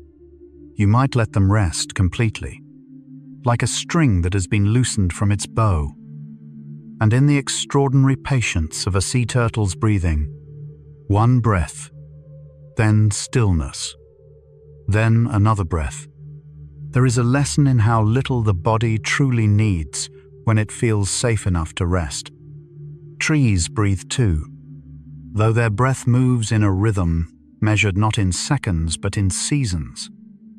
During the day, trees take in carbon dioxide through tiny pores called stomata on their leaves and release oxygen as a byproduct of photosynthesis.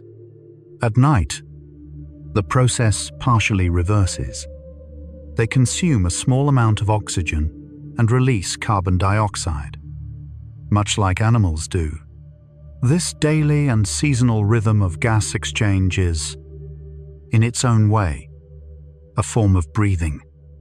Ecologists have measured the respiratory output of entire forests, finding that a single mature tree can produce enough oxygen to sustain 2 to 4 people for a year. The Amazon rainforest alone cycles through billions of tons of carbon dioxide and oxygen annually, a planetary-scale breath that sustains life on Earth. Think of clouds at dawn, gathering slowly, releasing rain, then dissolving into clear sky.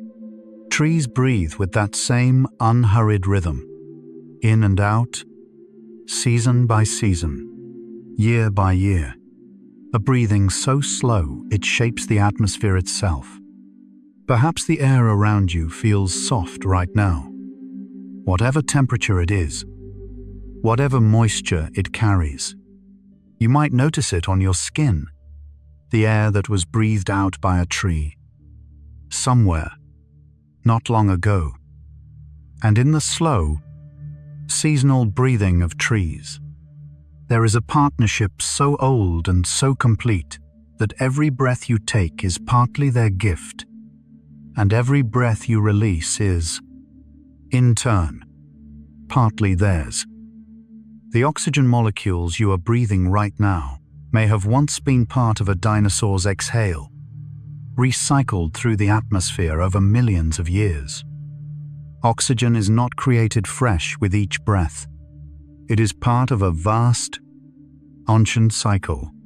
The oxygen you inhale tonight has been breathed before, by forests, by oceans, by creatures that lived and died long before the first human walked the earth. It has been part of volcanic eruptions, thunderstorms, photosynthetic blooms, and the quiet breathing of animals you will never know. Atmospheric scientists have calculated that the molecules in a single breath have been circulating through the atmosphere for billions of years. Statistically, every breath you take contains molecules that were once exhaled by every large animal that ever lived. Imagine standing at the edge of a vast library, not of books, but of air. Each molecule carrying a story so long it predates memory. Your breath draws from that library with every inhale and returns its own small story with every exhale. Perhaps you might notice the temperature of the air as it enters your nose, cool and fresh, and the temperature as it leaves, warm and soft, a transformation that happens in the space of a single breath. And in the knowledge that your oxygen has traveled through time itself, there is a kind of companionship, a connection to everything that has ever breathed, reaching back further than imagination allows.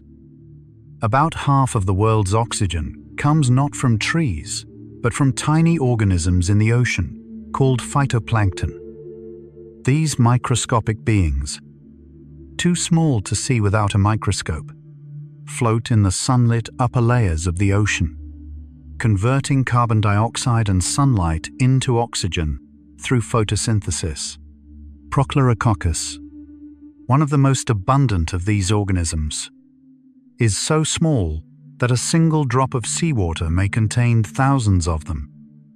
Oceanographers have estimated that marine phytoplankton produce between 50 and 80% of all the oxygen in the atmosphere. Every second breath you take, roughly speaking, comes from the sea. Think of starlight, each star too small and too distant to illuminate anything on its own, but together, filling the sky. Phytoplankton are like those stars, individually invisible. Collectively, they sustain the breath of every living thing on land.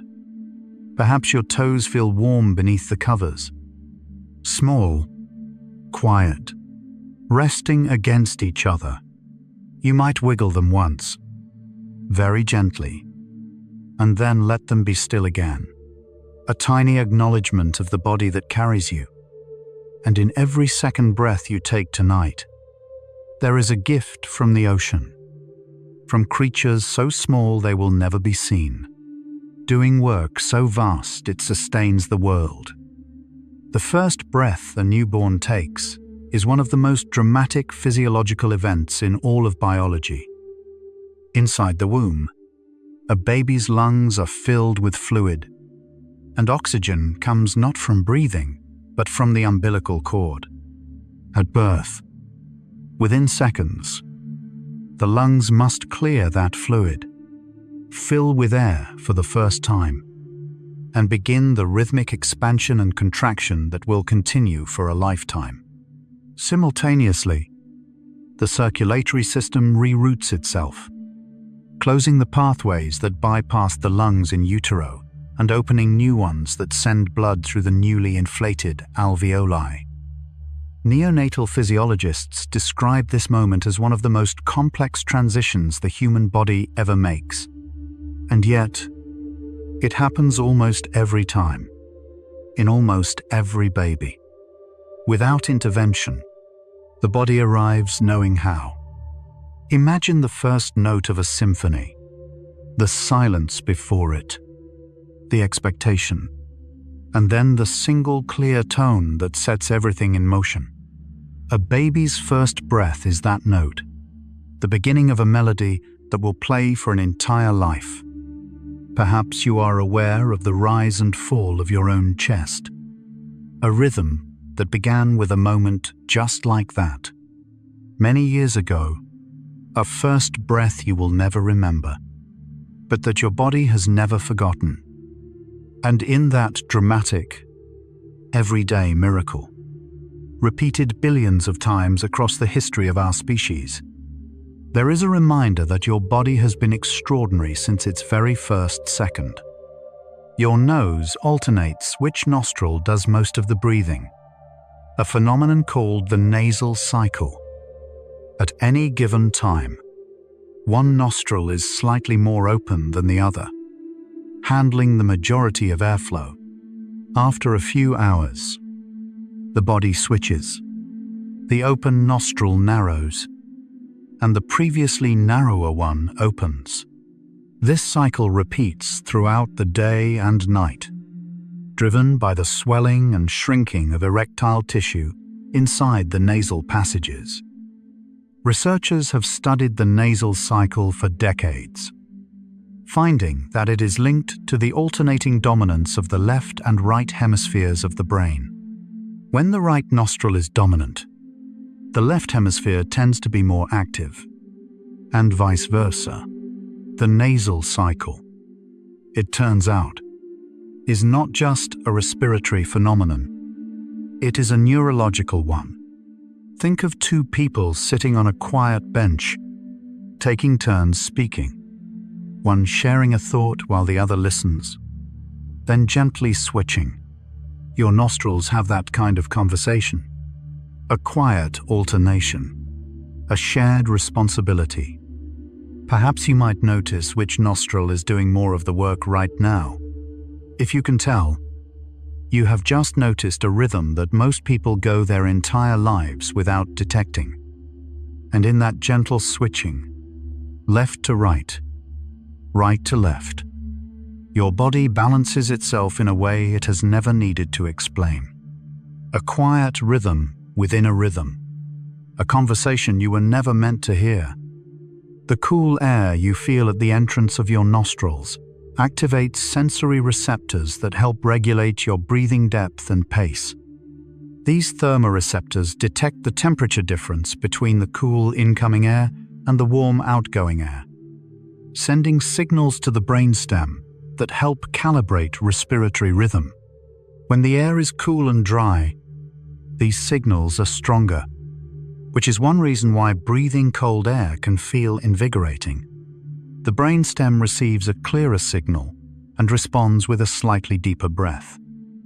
Neuroscientists studying nasal airflow have found that these temperature signals also contribute to the subjective sensation of getting enough air.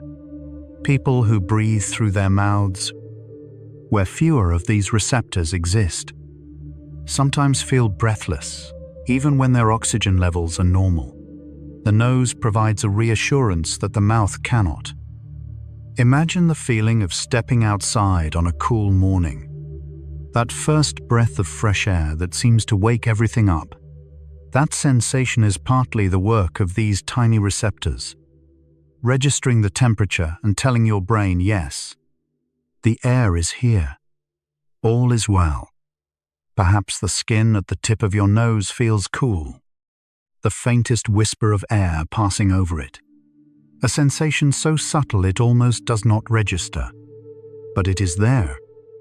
And in that quiet exchange of temperature, cool in, warm out, your nose gives your brain a reassurance that is older than words.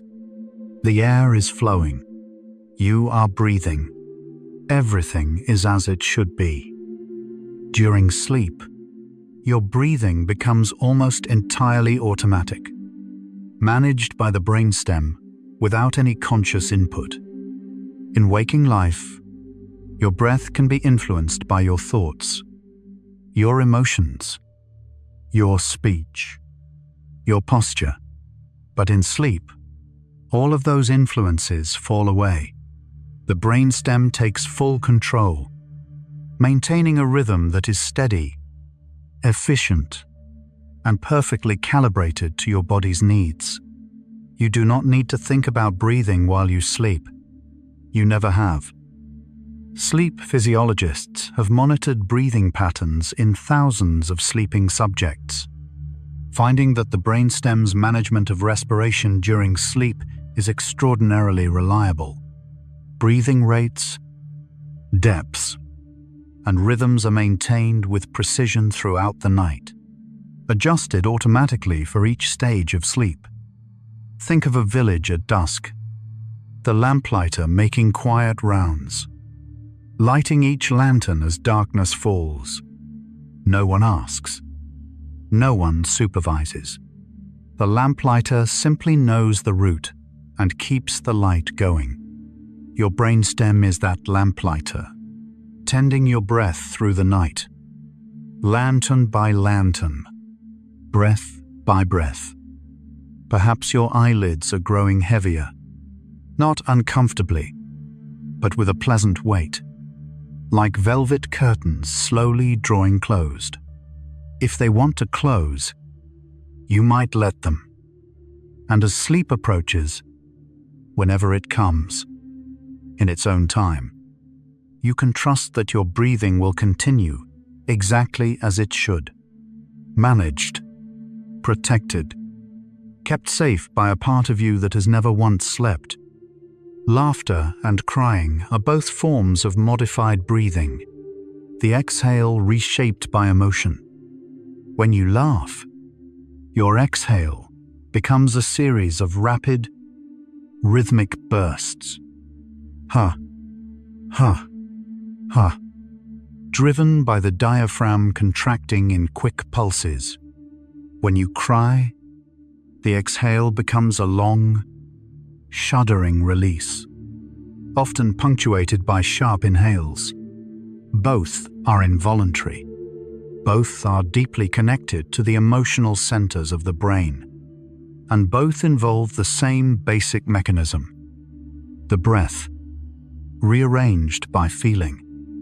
Neuroscientists have studied the neural pathways of laughter and crying, finding that both bypass the voluntary motor cortex and originate in deeper, more ancient brain structures. They are not chosen behaviors. They are responses. The body using the breath to express something that words cannot. Imagine rain on leaves. Sometimes a gentle patter, sometimes a heavy downpour, but always the same water, falling through the same air, onto the same quiet earth. Laughter and crying are like different kinds of rain, different rhythms, different intensities, but both made from the same breath. Perhaps the muscles of your abdomen are resting, soft, unheld, rising and falling with each breath. You might notice how they feel when they are not asked to do anything at all.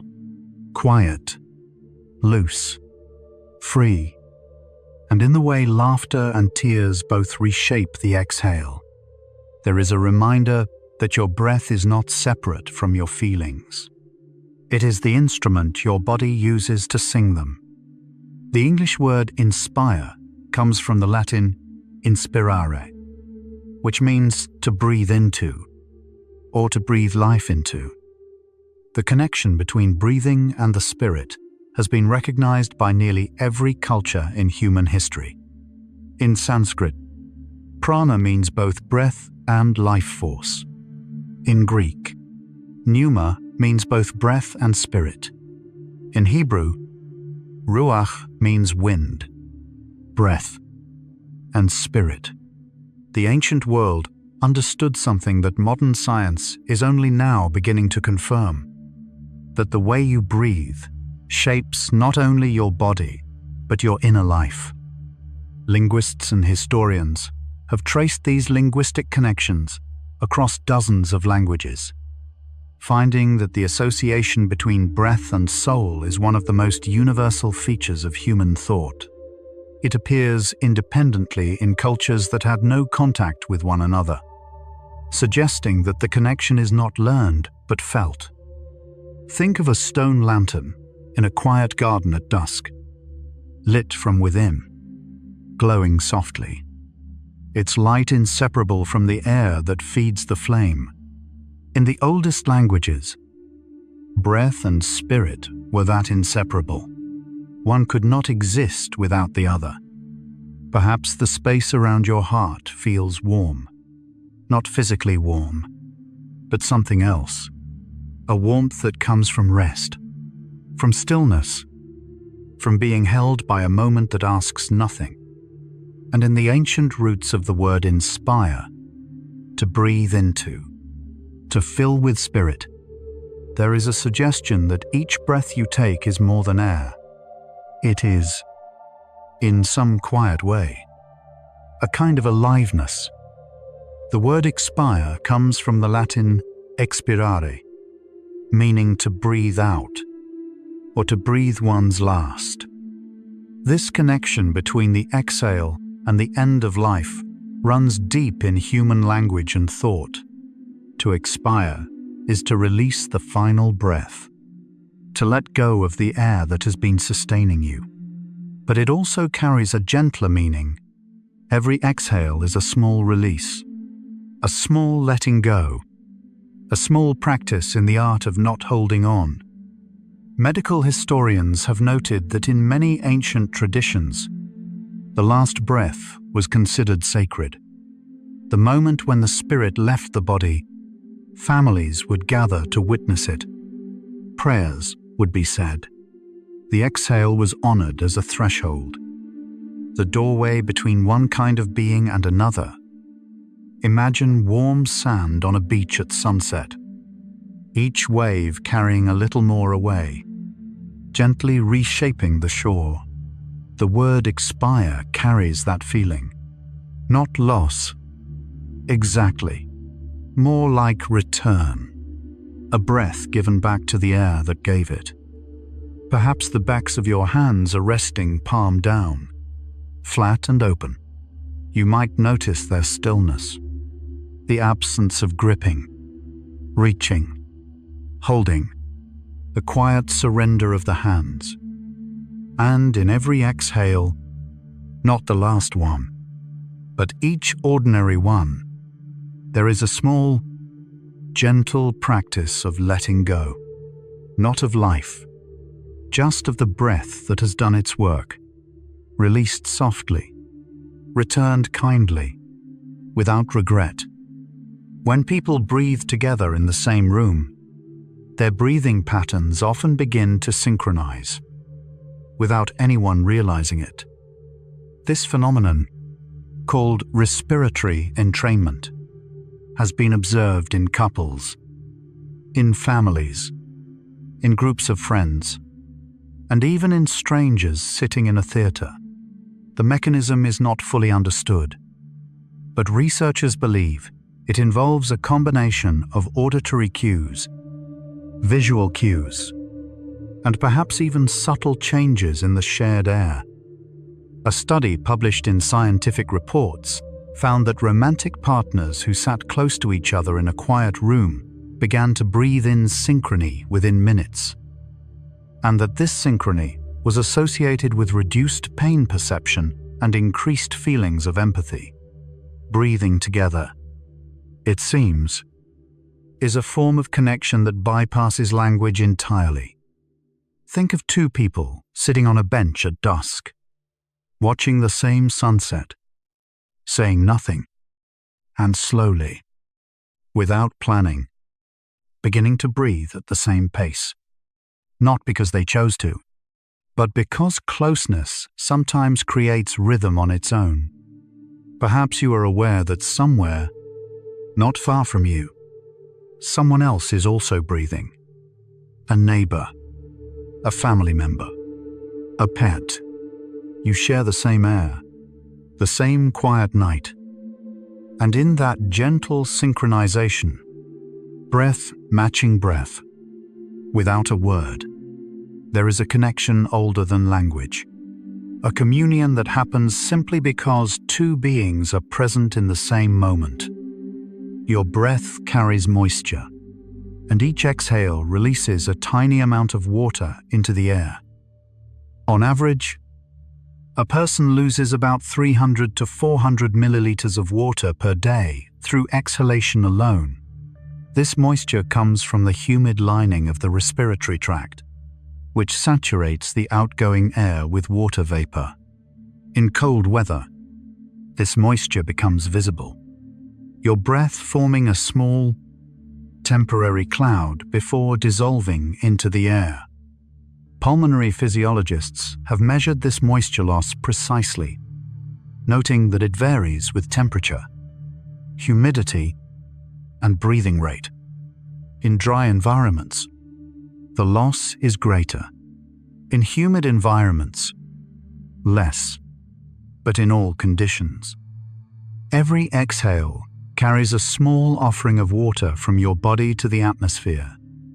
Imagine warm sand on a quiet shore, slowly releasing its heat as the sun sets, giving back to the air what the day had given it. Your breath does something similar. Each exhale returns a little warmth, a little moisture, to the world around you. Perhaps your lips feel soft, slightly parted or gently closed. Relaxed in whatever position they have found, you might notice the faint warmth of your out-breath as it passes over them. And in that small release of moisture, invisible, unmeasured, unnoticed, your body gives something of itself to the air with every breath. A quiet generosity. A gift you never chose to give, but give all the same. The total length of the airways in your lungs, from the trachea to the smallest bronchioles, is about 2,400 kilometers if laid end to end.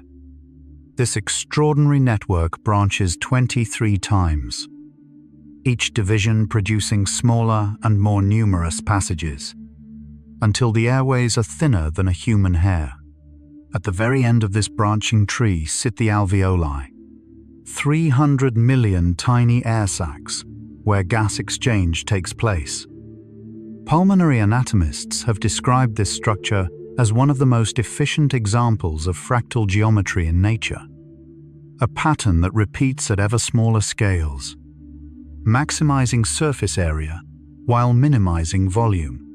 Your lungs pack a tennis court's worth of surface area into a space the size of a small bag. Imagine rain on the leaves of an enormous tree, each drop finding a leaf, each leaf channeling the water to a smaller branch, each branch leading to the trunk. Your airways are like that tree, inverted, air flowing from one trunk into millions of leaves, finding its way to the very edges of your lungs. Perhaps the tops of your feet feel warm, resting gently, unhurried, with nowhere to go. You might notice the quiet weight of them, small anchors at the far end of your body. And in those 2,400 kilometers of hidden pathways, your breath travels a distance you will never see, finding its way, every time, to exactly where it needs to go. Your respiratory system and your immune system work together. The mucus lining of your airways trapping pathogens before they can reach your lungs.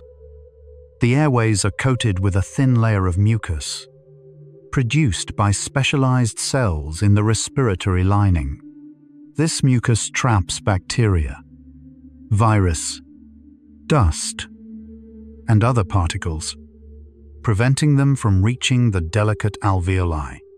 Tiny hair-like structures called cilia then move the mucus upward, like a slow escalator, carrying the trapped particles away from the lungs and toward the throat, where they are swallowed or expelled.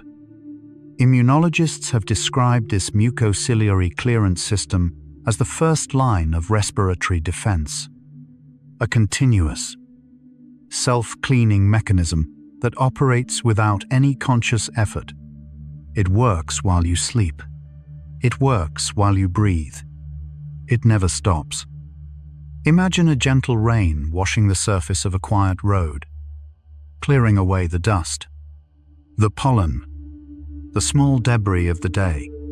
Your mucociliary system does the same for your airways. A quiet washing, a constant care. Perhaps the area behind your ears feels warm. A small, sheltered place where the skin is thin and the pulse is close. You might notice it, a hidden warmth. And in the constant, invisible work of your respiratory lining, trapping, sweeping, clearing, your body protects itself with a diligence so quiet it needs no applause. Just the next breath, and the next, and the next. Your breathing rate naturally decreases in the hours before midnight, part of your body's circadian preparation for sleep. The circadian rhythm, your internal 24-hour clock, influences nearly every biological process, including respiration. As evening deepens, the body begins to release melatonin, lower its core temperature, and slow its metabolic rate. Breathing follows this downward trend, becoming slower and deeper as the body prepares for the restorative work of sleep. Chronobiologists have measured these changes with precision, finding that respiratory rate, tidal volume, and minute ventilation all follow circadian patterns. The lowest breathing rates typically occur between midnight and early morning, the hours of deepest sleep. Think of a river approaching the sea, gradually widening, gradually slowing, as if preparing to become something vaster and more still. Your breathing at night follows a similar arc, moving toward stillness, moving toward rest. Perhaps the blanket or sheet over your body feels particularly comforting right now. Its weight familiar, its warmth steady, a simple comfort that asks nothing and gives everything. And in that circadian slowing, a rhythm older than clocks, older than calendars, your body prepares for sleep the way it always has, by breathing a little less, by needing a little less, by trusting a little more. The sound of your own breathing can be soothing, a kind of white noise that your nervous system finds reassuring. Researchers studying auditory respiratory interactions have found that the sound of gentle, rhythmic breathing activates the same neural circuits as other forms of auditory comfort. Lullabies, rain, ocean waves. The brain, hearing the sound of its own breath, receives confirmation that the body is alive, present, and at rest. This may be one of the reasons why guided breathing recordings and ambient soundscapes are so effective at promoting sleep. The sound of breath, one's own or another's, seems to speak to something deep in the nervous system. A sound that says someone is here, someone is breathing, all is well. Imagine warm sand beneath your bare feet, the warmth rising gently through your soles, spreading upward into your ankles, your calves. The sound of your own breathing is like that warmth, subtle, steady, present. Perhaps you can hear your own breath right now, a soft whisper at the edges of your awareness. If you can, you are hearing one of the oldest sounds your brain has ever known. And in that sound, that quiet shush, that gentle rhythm, there is a lullaby your body sings to itself. Not in words, not in melody, just in the steady, faithful sound of air, moving in and out, in and out. Your exhale carries your voice. Every word you have ever spoken was carried on a breath going out. Speech is made possible by the controlled release of air through the vocal cords. Two small folds of tissue in the larynx that vibrate when air passes between them. The pitch, volume, and quality of your voice are all shaped by how the exhale moves through this narrow space. Without the exhale, there would be no voice. Without breath, there would be no song, no laughter, no whispered good night. Linguists and phoneticians have studied the relationship between breathing and speech in detail, finding that skilled speakers unconsciously coordinate their breath with their words, taking quick inhales at natural pauses and distributing their exhale across phrases and sentences. Every conversation is, at its foundation, a conversation between breaths.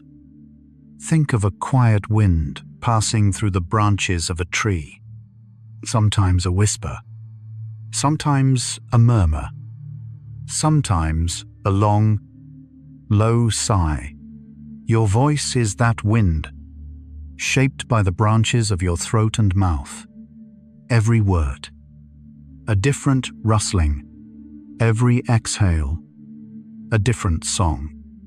Perhaps your throat feels soft right now, the muscles there relaxed, the vocal cords quiet, resting from the day's work. You might swallow gently and notice how still everything is inside.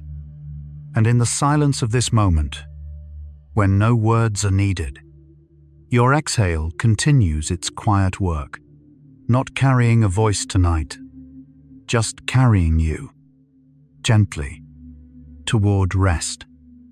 In many meditation traditions, the breath is considered the anchor of awareness, the one thing that is always present, always available, always now. The breath cannot exist in the past. It cannot exist in the future. It is only ever happening in this moment. This is why so many contemplative practices use the breath as a focal point, not because breathing is special in itself, but because it is always here, always accessible, and always gently moving. Mindfulness researchers have studied the effects of breath-focused meditation extensively, finding that it reduces activity in the default mode network, the part of the brain responsible for mind-wandering and self-referential thought.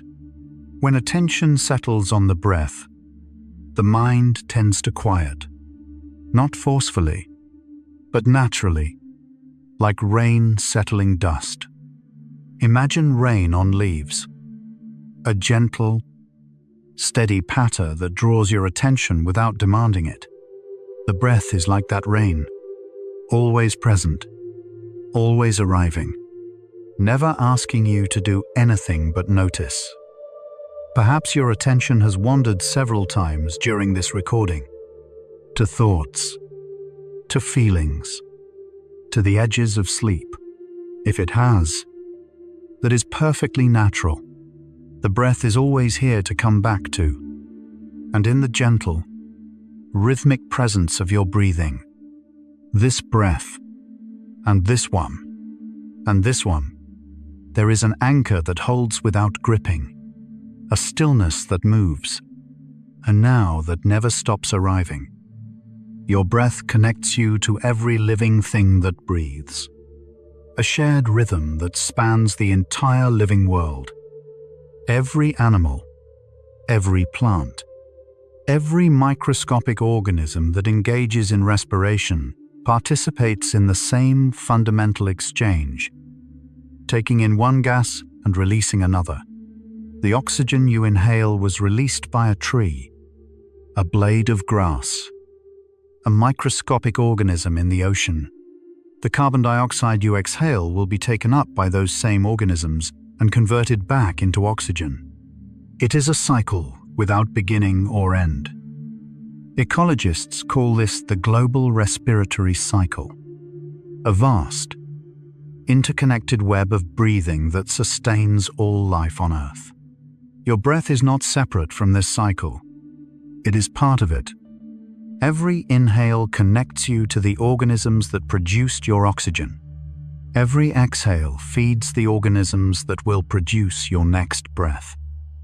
Imagine rain on leaves, on all the leaves of all the trees, in all the forests of the world. Each drop part of a cycle that has been turning since the first rain fell on the first green thing. Your breath is like that rain, one small part of something immeasurably large. Perhaps your whole body feels softer now, less held, less guarded, more willing to rest. If it does, that is your nervous system responding to the gentlest of signals: safety, stillness, breath. And as this third cluster of facts draws to a close, you might notice, or you might not, that you have been part of the world's breathing all along, connected, held, breathing with everything that lives.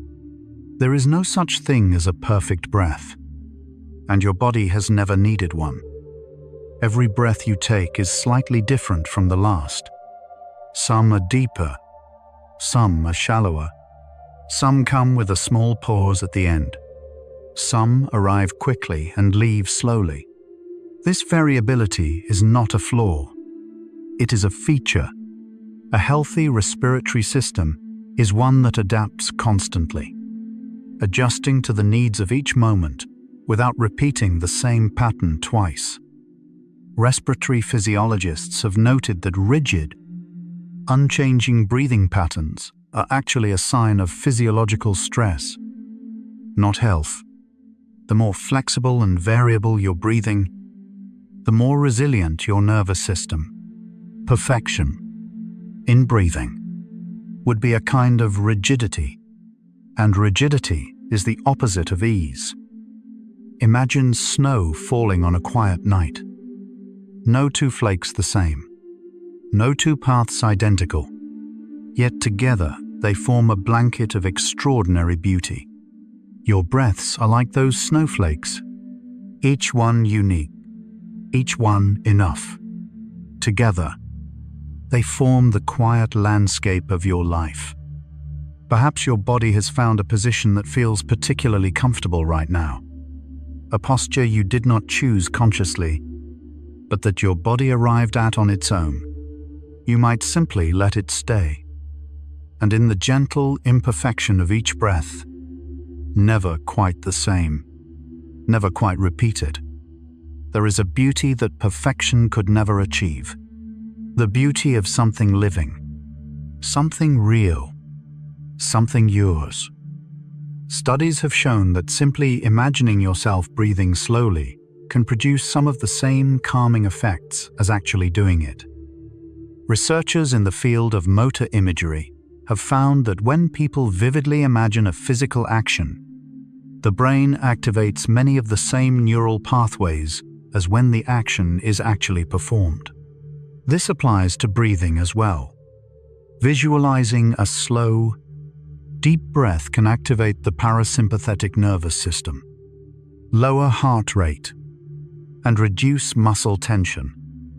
A study published in the journal Psychophysiology found that participants who imagined slow breathing showed measurable increases in heart rate variability, even though their actual breathing rate did not change. The brain, it seems, does not always distinguish between doing and imagining. Think of a quiet harbor seen from a hilltop, the boats resting, the water still, the whole scene inviting a calm you can feel even from a distance. Imagined breathing is like looking at that harbor. You are not in the water, but the calm reaches you anyway. Perhaps you might imagine your next breath being a little longer, a little slower, not actually changing it, just imagining what it might feel like. A breath with no hurry in it, no destination, just a soft, slow arc. And in the power of imagination, the brain's ability to calm itself with a thought, there is a kindness. You do not even need to breathe differently. You only need to imagine it. And the body listens. The air you breathe is about 78% nitrogen, a gas your body does not use, but that has been your constant companion since your first breath. Nitrogen makes up the vast majority of the atmosphere, yet your body neither absorbs nor is harmed by it during normal breathing. It enters your lungs, surrounds the oxygen molecules, and is exhaled unchanged. It is, in a sense, the silent companion of every breath, always present, never participating, simply keeping the oxygen company. Atmospheric chemists have noted that nitrogen's inertness is essential. If the atmosphere were pure oxygen, fires would be uncontrollable and biological processes would be dangerously accelerated. Nitrogen provides the dilution that makes oxygen safe. It is the calm in the mixture, the stillness that makes the active ingredient possible. Imagine an old tree standing in a quiet field, not doing anything in particular, not growing visibly, not producing fruit at this moment, but providing the shade, the structure, the quiet presence that makes the field what it is. Nitrogen is like that tree, present, essential, doing its work by simply being there. Perhaps the space between your fingers is warm, small pockets of air resting between each digit. you might notice how still those spaces are, and in every breath of nitrogen, inhaled and exhaled unchanged, there is a companion so faithful it has been with you for every moment of your life, asking nothing, receiving nothing, simply being there. Between your ribs, small muscles called intercostals help expand and contract your chest with each breath. There are two sets: the external intercostals, which lift the ribs during inhalation, and the internal intercostals, which help pull the ribs downward during a forceful exhale. During quiet breathing, the external intercostals do most of the work alongside the diaphragm, while the internal ones remain mostly at rest. Anatomists have counted 11 pairs of intercostal muscles on each side of the chest, 22 sets in total, each one contributing its small part to the architecture of breathing. These muscles are among the most rhythmically active in the body, contracting and relaxing with every breath, every minute, every hour of your life. Imagine the ribs of a sleeping cat, rising and falling so gently that the fur barely moves. Beneath that gentle motion, tiny muscles are working, lifting, lowering, expanding the space for air. Your intercostals do the same, quietly, faithfully, without ever being thanked. Perhaps the spaces between your ribs feel open, the small, soft gaps between each bone where the intercostals live. You might notice them as you breathe, a gentle widening, a gentle narrowing, a tide that moves through your own frame.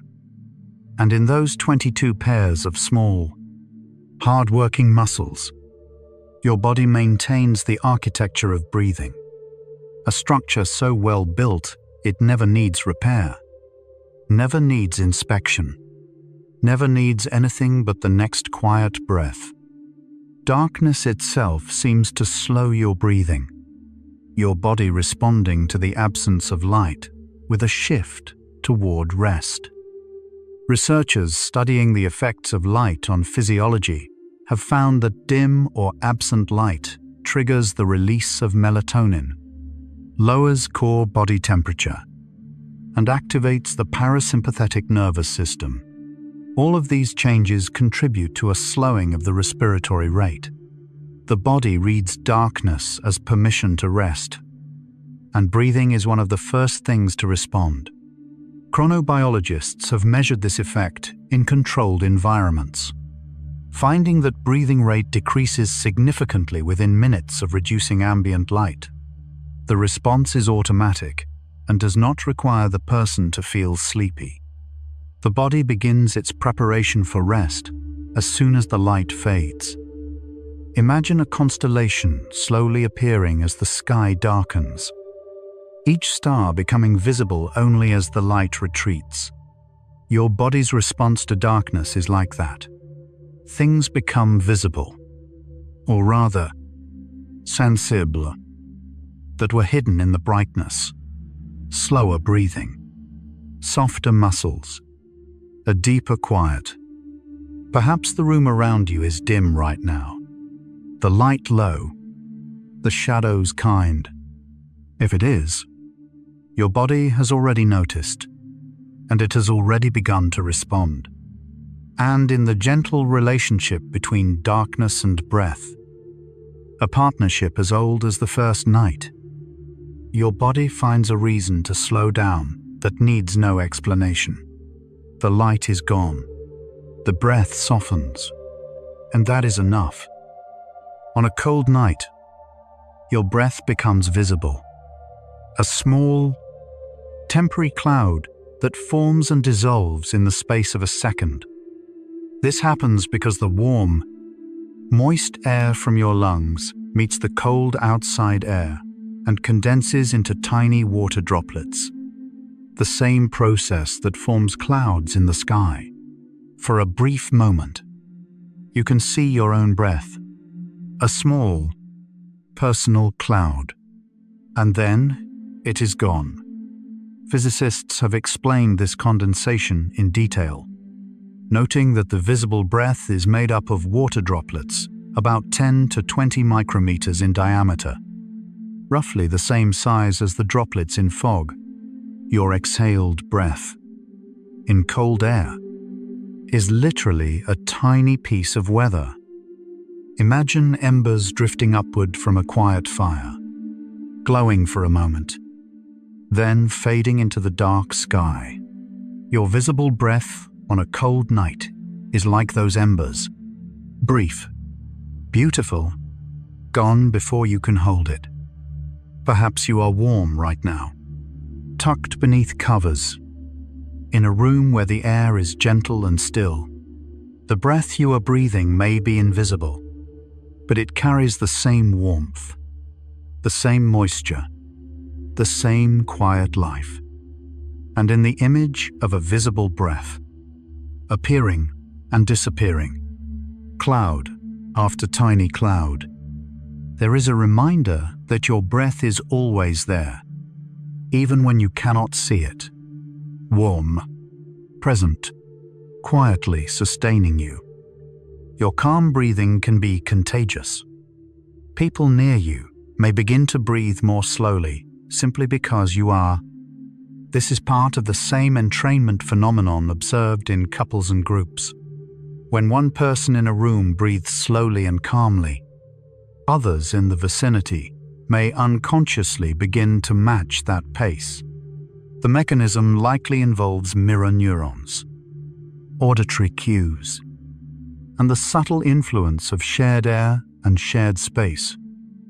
Social neuroscientists have studied this effect in therapeutic settings, finding that therapists who breathe slowly and steadily can measurably influence the breathing rate and emotional state of their clients, without either party being consciously aware of it. Calm, it seems, is something that can be shared without words. Imagine a river mouth meeting the sea, the fresh water flowing gently into the salt water, and the salt water gradually calming the current. Your calm breathing can be like that river mouth, a quiet influence, a gentle meeting, a shared stillness that spreads outward from you.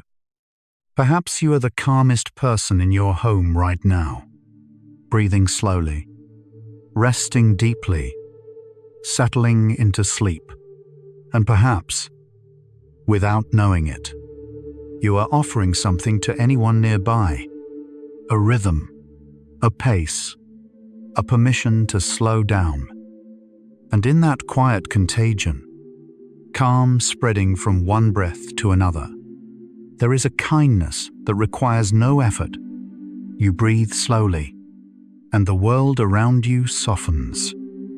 Over the course of your lifetime, you will take roughly 600 million breaths. This number is so large it is difficult to grasp. 600 million rhythmic cycles of air in, air out, each one sustaining your life for another few seconds. Some of those breaths have been taken during moments of great joy, some during moments of sorrow, most during ordinary moments you will never remember. Walking to the kitchen, sitting in traffic, staring out a window. Demographers and respiratory physiologists have estimated this lifetime total based on average breathing rates and life expectancy. The number varies. Of course, slower breathers may take fewer, faster breathers more. But for most people, the total falls somewhere near 600 million. Imagine a blanket woven from 600 million threads, each thread a breath, each breath a moment. Some threads bright, some dark, most somewhere in between. Together, they form the fabric of an entire life.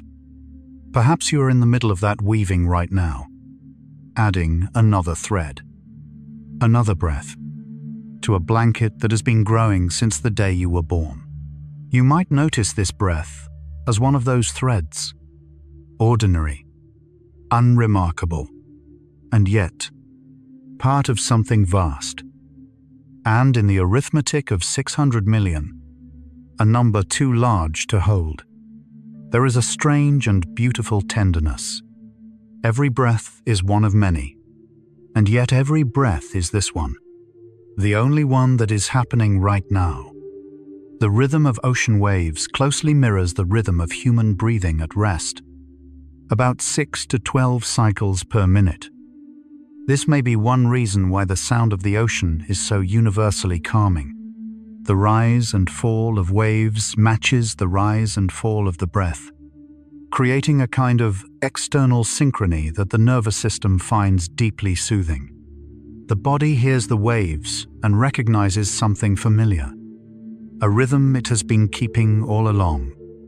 Environmental psychologists have studied the effects of ocean sounds on relaxation, finding that they consistently reduce heart rate, lower blood pressure, and increase feelings of calm. The effect is strongest when the wave rhythm closely matches the listener's resting breathing rate.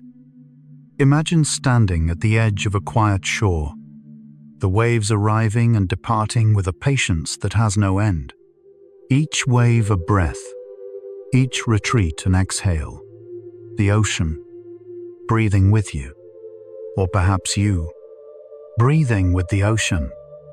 Perhaps you can imagine that sound right now. The soft arrival of a wave, the quiet retreat, the pause before the next one comes. A rhythm so old it predates every other sound on earth. And in the mirror between your breath and the ocean, two rhythms, born from different worlds, yet somehow the same. There is a belonging that needs no proof. You breathe like the sea. The sea breathes like you. Forests release aromatic compounds called phytoncides that, when inhaled, have been shown to reduce stress hormones and boost immune function. Phytoncides are natural oils produced by trees as a defense against insects and pathogens. When you walk through a forest and breathe in the scent of pine, cedar, or eucalyptus, you are inhaling these compounds. Japanese researchers have studied this phenomenon extensively under the name Shinrin-yoku, forest bathing, and found measurable benefits from as little as 2 hours of walking among trees. Studies published by Lee and colleagues in the journal Environmental Health and Preventive Medicine found that exposure to phytoncides increased the activity of natural killer cells, a key component of the immune system, and reduced cortisol, adrenaline, and blood pressure. The benefits lasted for days after the forest visit. Imagine a bird's nest tucked deep in the branches of a cedar tree, sheltered, fragrant, surrounded by the quiet chemistry of the forest. Your lungs, when they breathe forest air, receive that same shelter, a protection carried on the scent of trees. Perhaps you can imagine the scent of a forest right now. Pine needles, damp earth, the green smell of leaves. Even the memory of that scent may bring a sense of ease.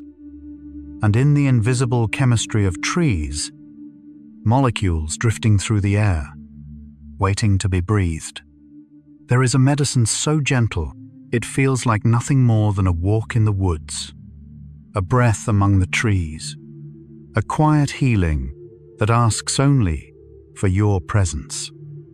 Your body can adjust its breathing to match almost any demand, from the stillness of sleep to the intensity of a sprint, without any conscious input.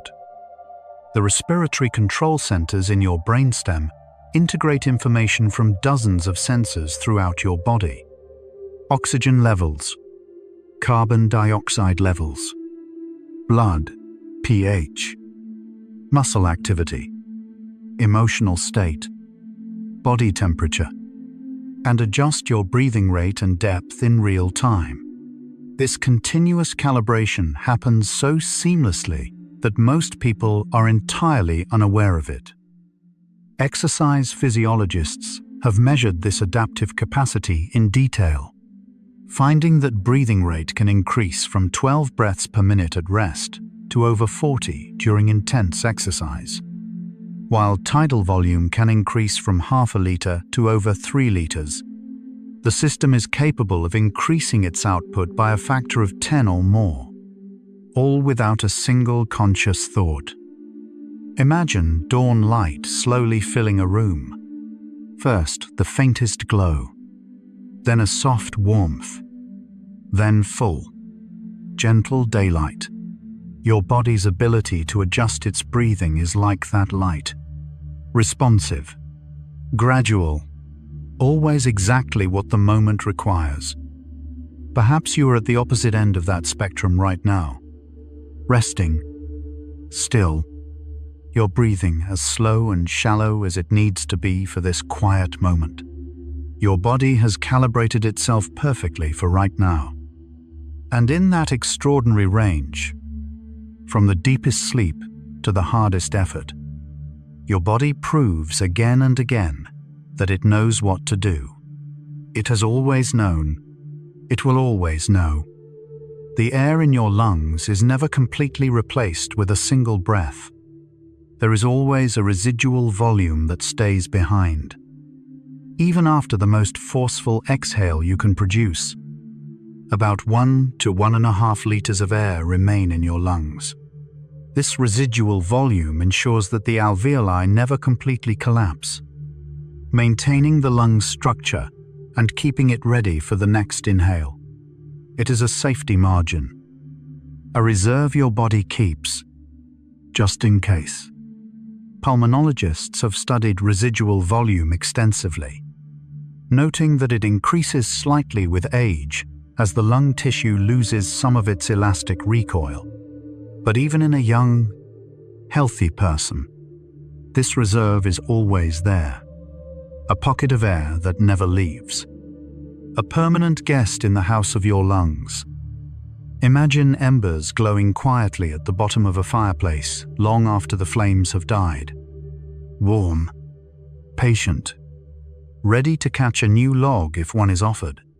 Your residual volume is like those embers, always present, always warm, keeping the fire of your breath ready to flare again at any moment.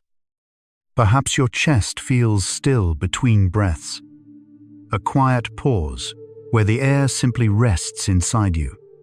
You might notice that pause, a small moment of fullness, a held silence before the next gentle release.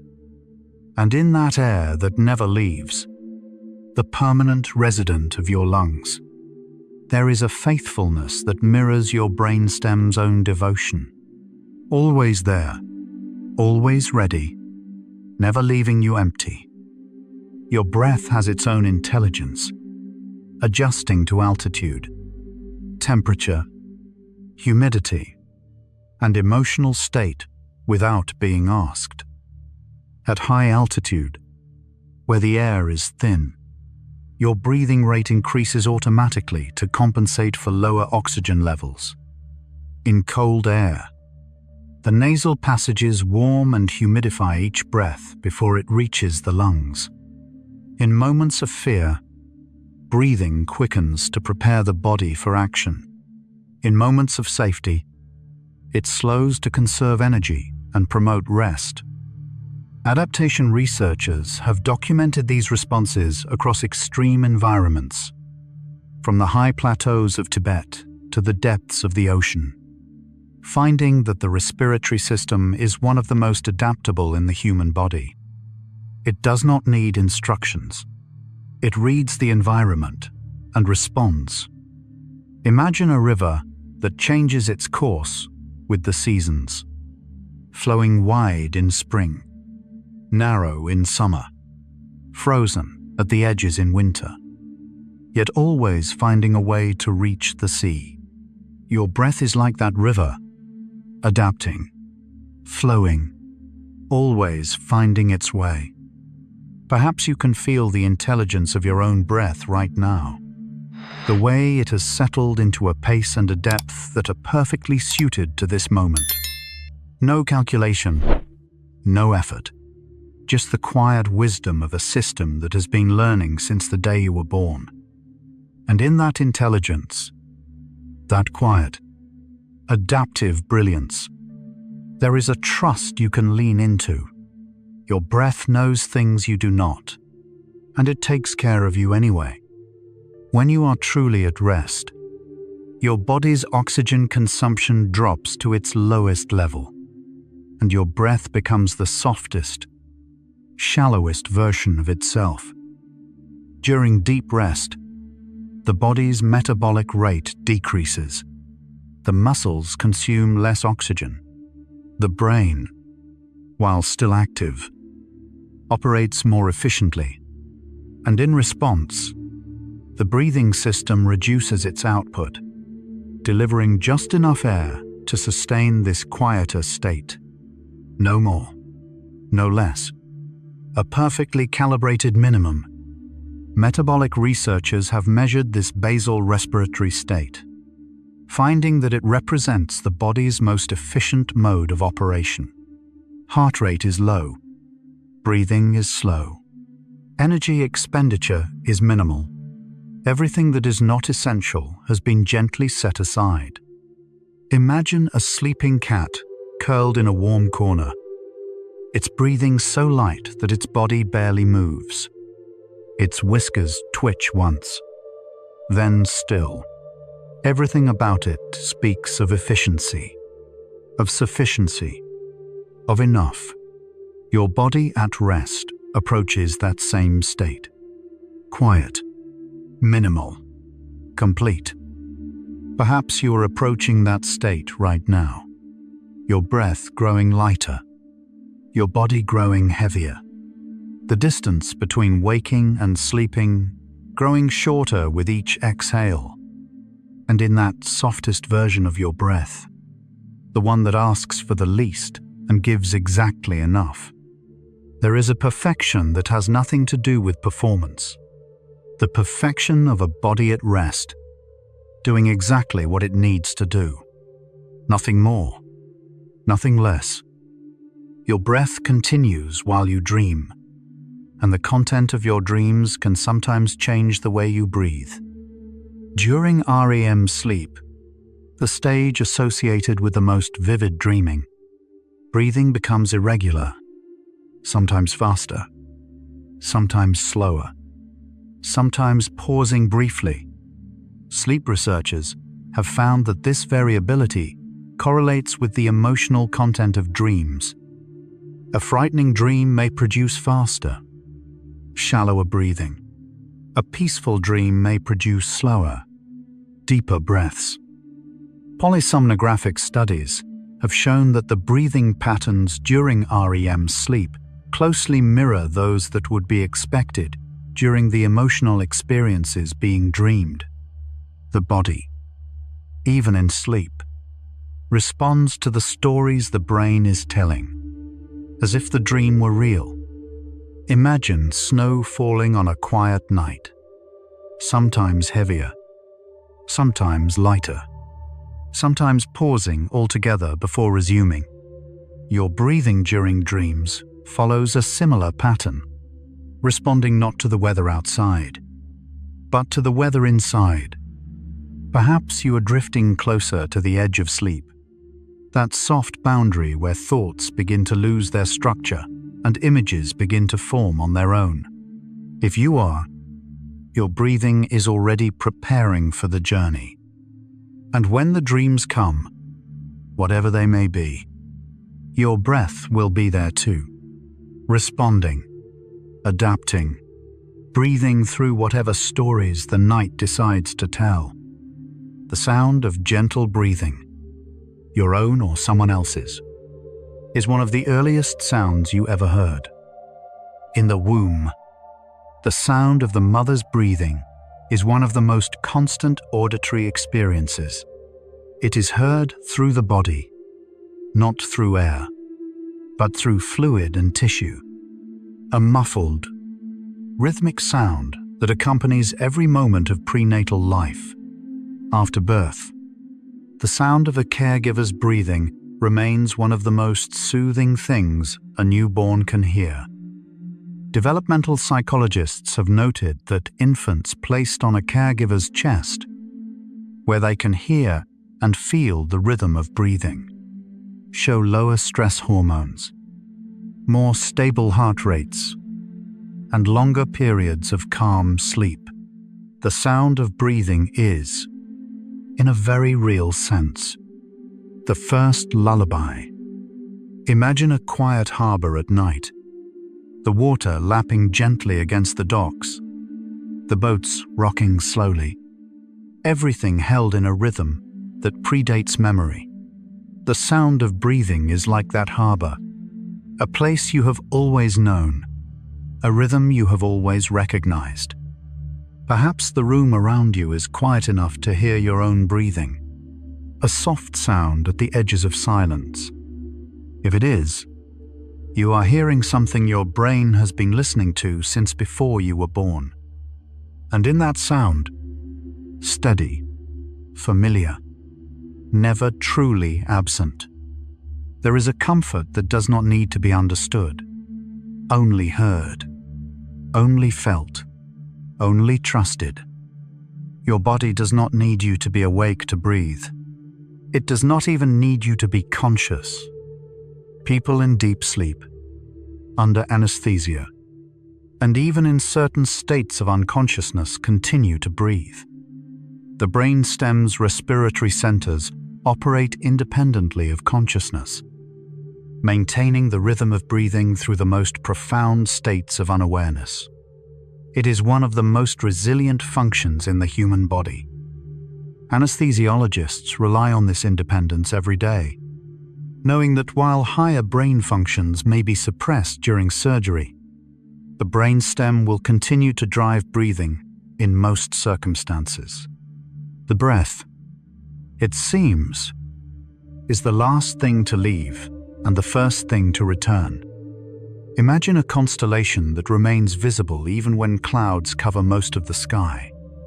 A few bright stars, always there, always shining through.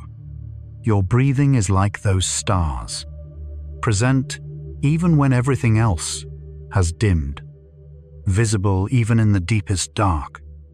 Perhaps your awareness is beginning to soften, thoughts drifting, edges blurring, the boundary between listening and dreaming growing thin.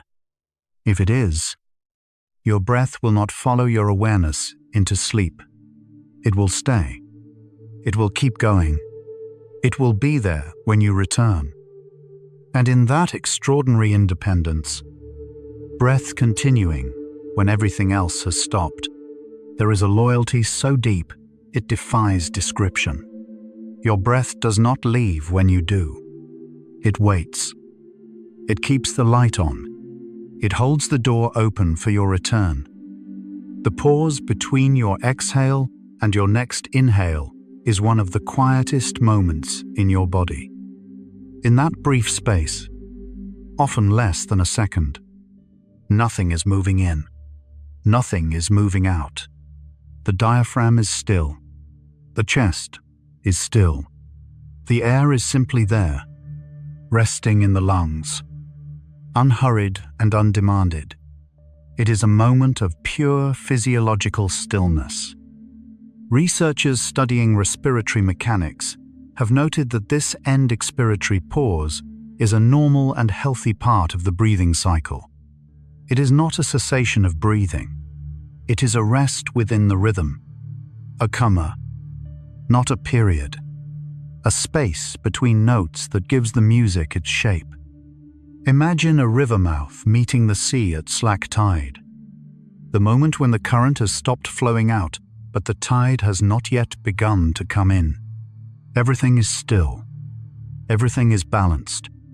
That is the pause between breaths, a moment of perfect equilibrium. Perhaps you can feel that pause right now. the tiny gap after your exhale, before your next inhale arrives. If you can, you are noticing one of the quietest places inside you. And in that pause, that small, silent room between breaths, there is a rest so complete it needs no duration, a moment of nothing. And in that nothing, everything your body needs to begin again. Your breath does not belong only to you. The molecules you exhale will be breathed by others, and the molecules you inhale were breathed by others before you. Atmospheric scientists have calculated that the mixing of gases in the atmosphere is so thorough that within a year or two, the molecules from any given exhale will have dispersed across the entire globe. Every breath you take contains molecules that were once part of someone else's breath, across every continent, every century, every life. This means that in a very real, molecular sense, you have breathed the same air as every person who has ever lived, the breath of distant ancestors, the breath of people you have loved, the breath of strangers on the other side of the world, all mixed together, all shared. Imagine an old tree whose roots have intertwined with the roots of every other tree in the forest, each one separate, but all connected underground. Your breath connects you to the world in the same way, invisible, intimate, inescapable. Perhaps the air in your room feels personal right now. Your air, your space, your quiet corner of the night. And yet, the molecules in that air have traveled further than you will ever go. And in that shared breath, yours and everyone's, there is a belonging that transcends distance, time, and even identity. You breathe the world, and the world breathes you. Your body heals faster during sleep, and your breath is part of what makes that healing possible. During deep sleep, the body releases growth hormone, repairs damaged tissues, consolidates memories, and strengthens the immune system. All of these processes require oxygen, delivered quietly, steadily, by the breath, without the reliable, automatic breathing that continues through the night. None of this healing could take place. Sleep medicine researchers have documented the relationship between breathing quality during sleep and health outcomes, finding that people who breathe well during sleep, steadily, deeply, without obstruction, show better immune function, faster recovery from illness, and improved cognitive performance the following day. Imagine embers in a quiet fireplace, not flaming, not roaring, but glowing softly, steadily, providing the warmth that keeps the room livable through the night. Your breath during sleep is like those embers, not dramatic, not visible, but sustaining everything. Perhaps your body is already beginning its nightly repair work, quietly, beneath your awareness. Cells dividing, tissues mending, memories sorting themselves. If it is, your breath is the engine driving all of it. And in the quiet partnership between sleep and breath, healing and air, rest and rhythm, your body does its most important work in the hours you are least aware, trusting the breath to keep the fire going, trusting the night to bring renewal. You cannot actually forget how to breathe. Your body has never needed a reminder. Unlike skills that must be learned and maintained, languages, instruments, athletic techniques, breathing is hardwired into the brainstem from birth. It is not a learned behavior. It is a given one. No amount of time, stress, or distraction can erase the neural pattern that generates your breathing rhythm. Neurologists have studied patients with significant brain injuries, noting that breathing often continues even when most other functions have been lost. The respiratory pattern generator in the brainstem is among the most robust neural circuits in the body, resilient to damage, resistant to fatigue, and operational from the first breath to the last. Imagine a dawn light that has never failed to arrive. Not once in the entire history of the Earth. Every morning, without exception, the light returns. Your breath is like that dawn, reliable beyond measure, faithful beyond question, always returning, always arriving, no matter what the night has held. Perhaps you are aware, in this quiet moment, that breathing is not something you need to remember to do. It is not on any list. It is not a task. It is simply happening, as it always has. And in that certainty, that your breath will continue without your attention, without your effort, without your memory, there is a peace so deep it feels like the ground itself, solid, unshakable, always there. The last thing your body gives up is the breath. It is the most protected, most persistent function you have.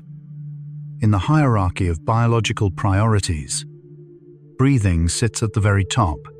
The body will sacrifice muscle, fat, cognitive function, and emotional regulation before it will compromise the breath. Resources are redirected. Systems are shut down. Everything that is not essential is set aside, all to keep the breath going for as long as possible.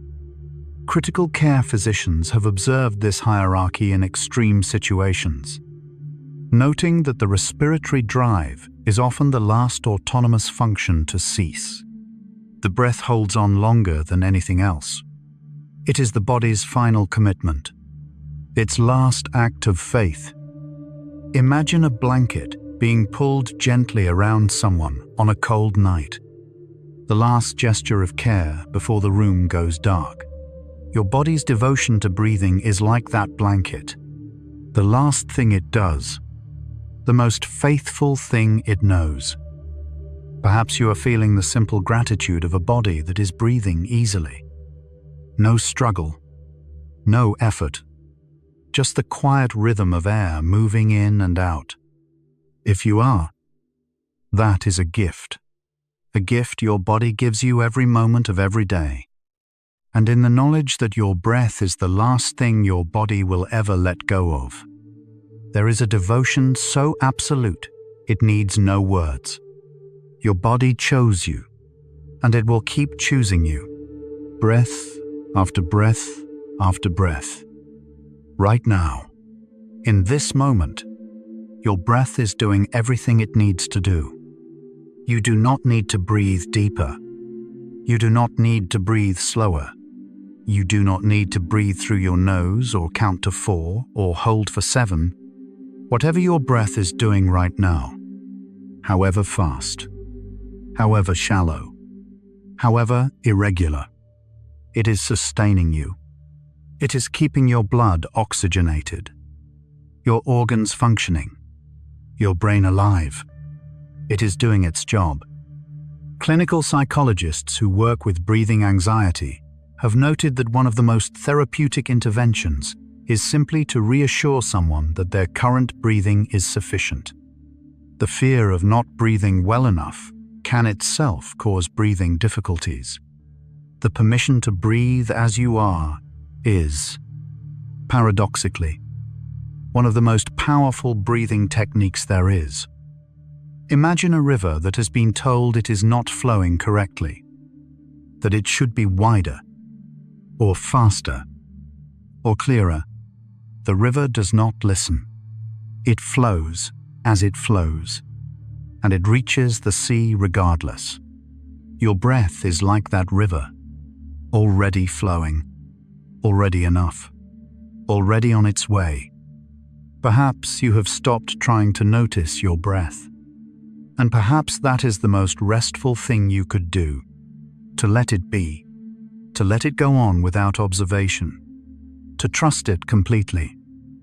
And in this moment, this exact moment, your breath is perfect, not because it matches any ideal, but because it is here, and you are here. And that is all that has ever been needed. Wherever you are right now, whatever you are feeling, your breath is with you. It has been with you through every experience of your life, the joyful ones and the difficult ones, the ordinary ones and the extraordinary ones. It was there for your first day of school and your last conversation before sleep. It was there for your greatest achievement and your quietest afternoon. It has never left. It has never wavered. It has never once decided that this moment was not worth breathing through.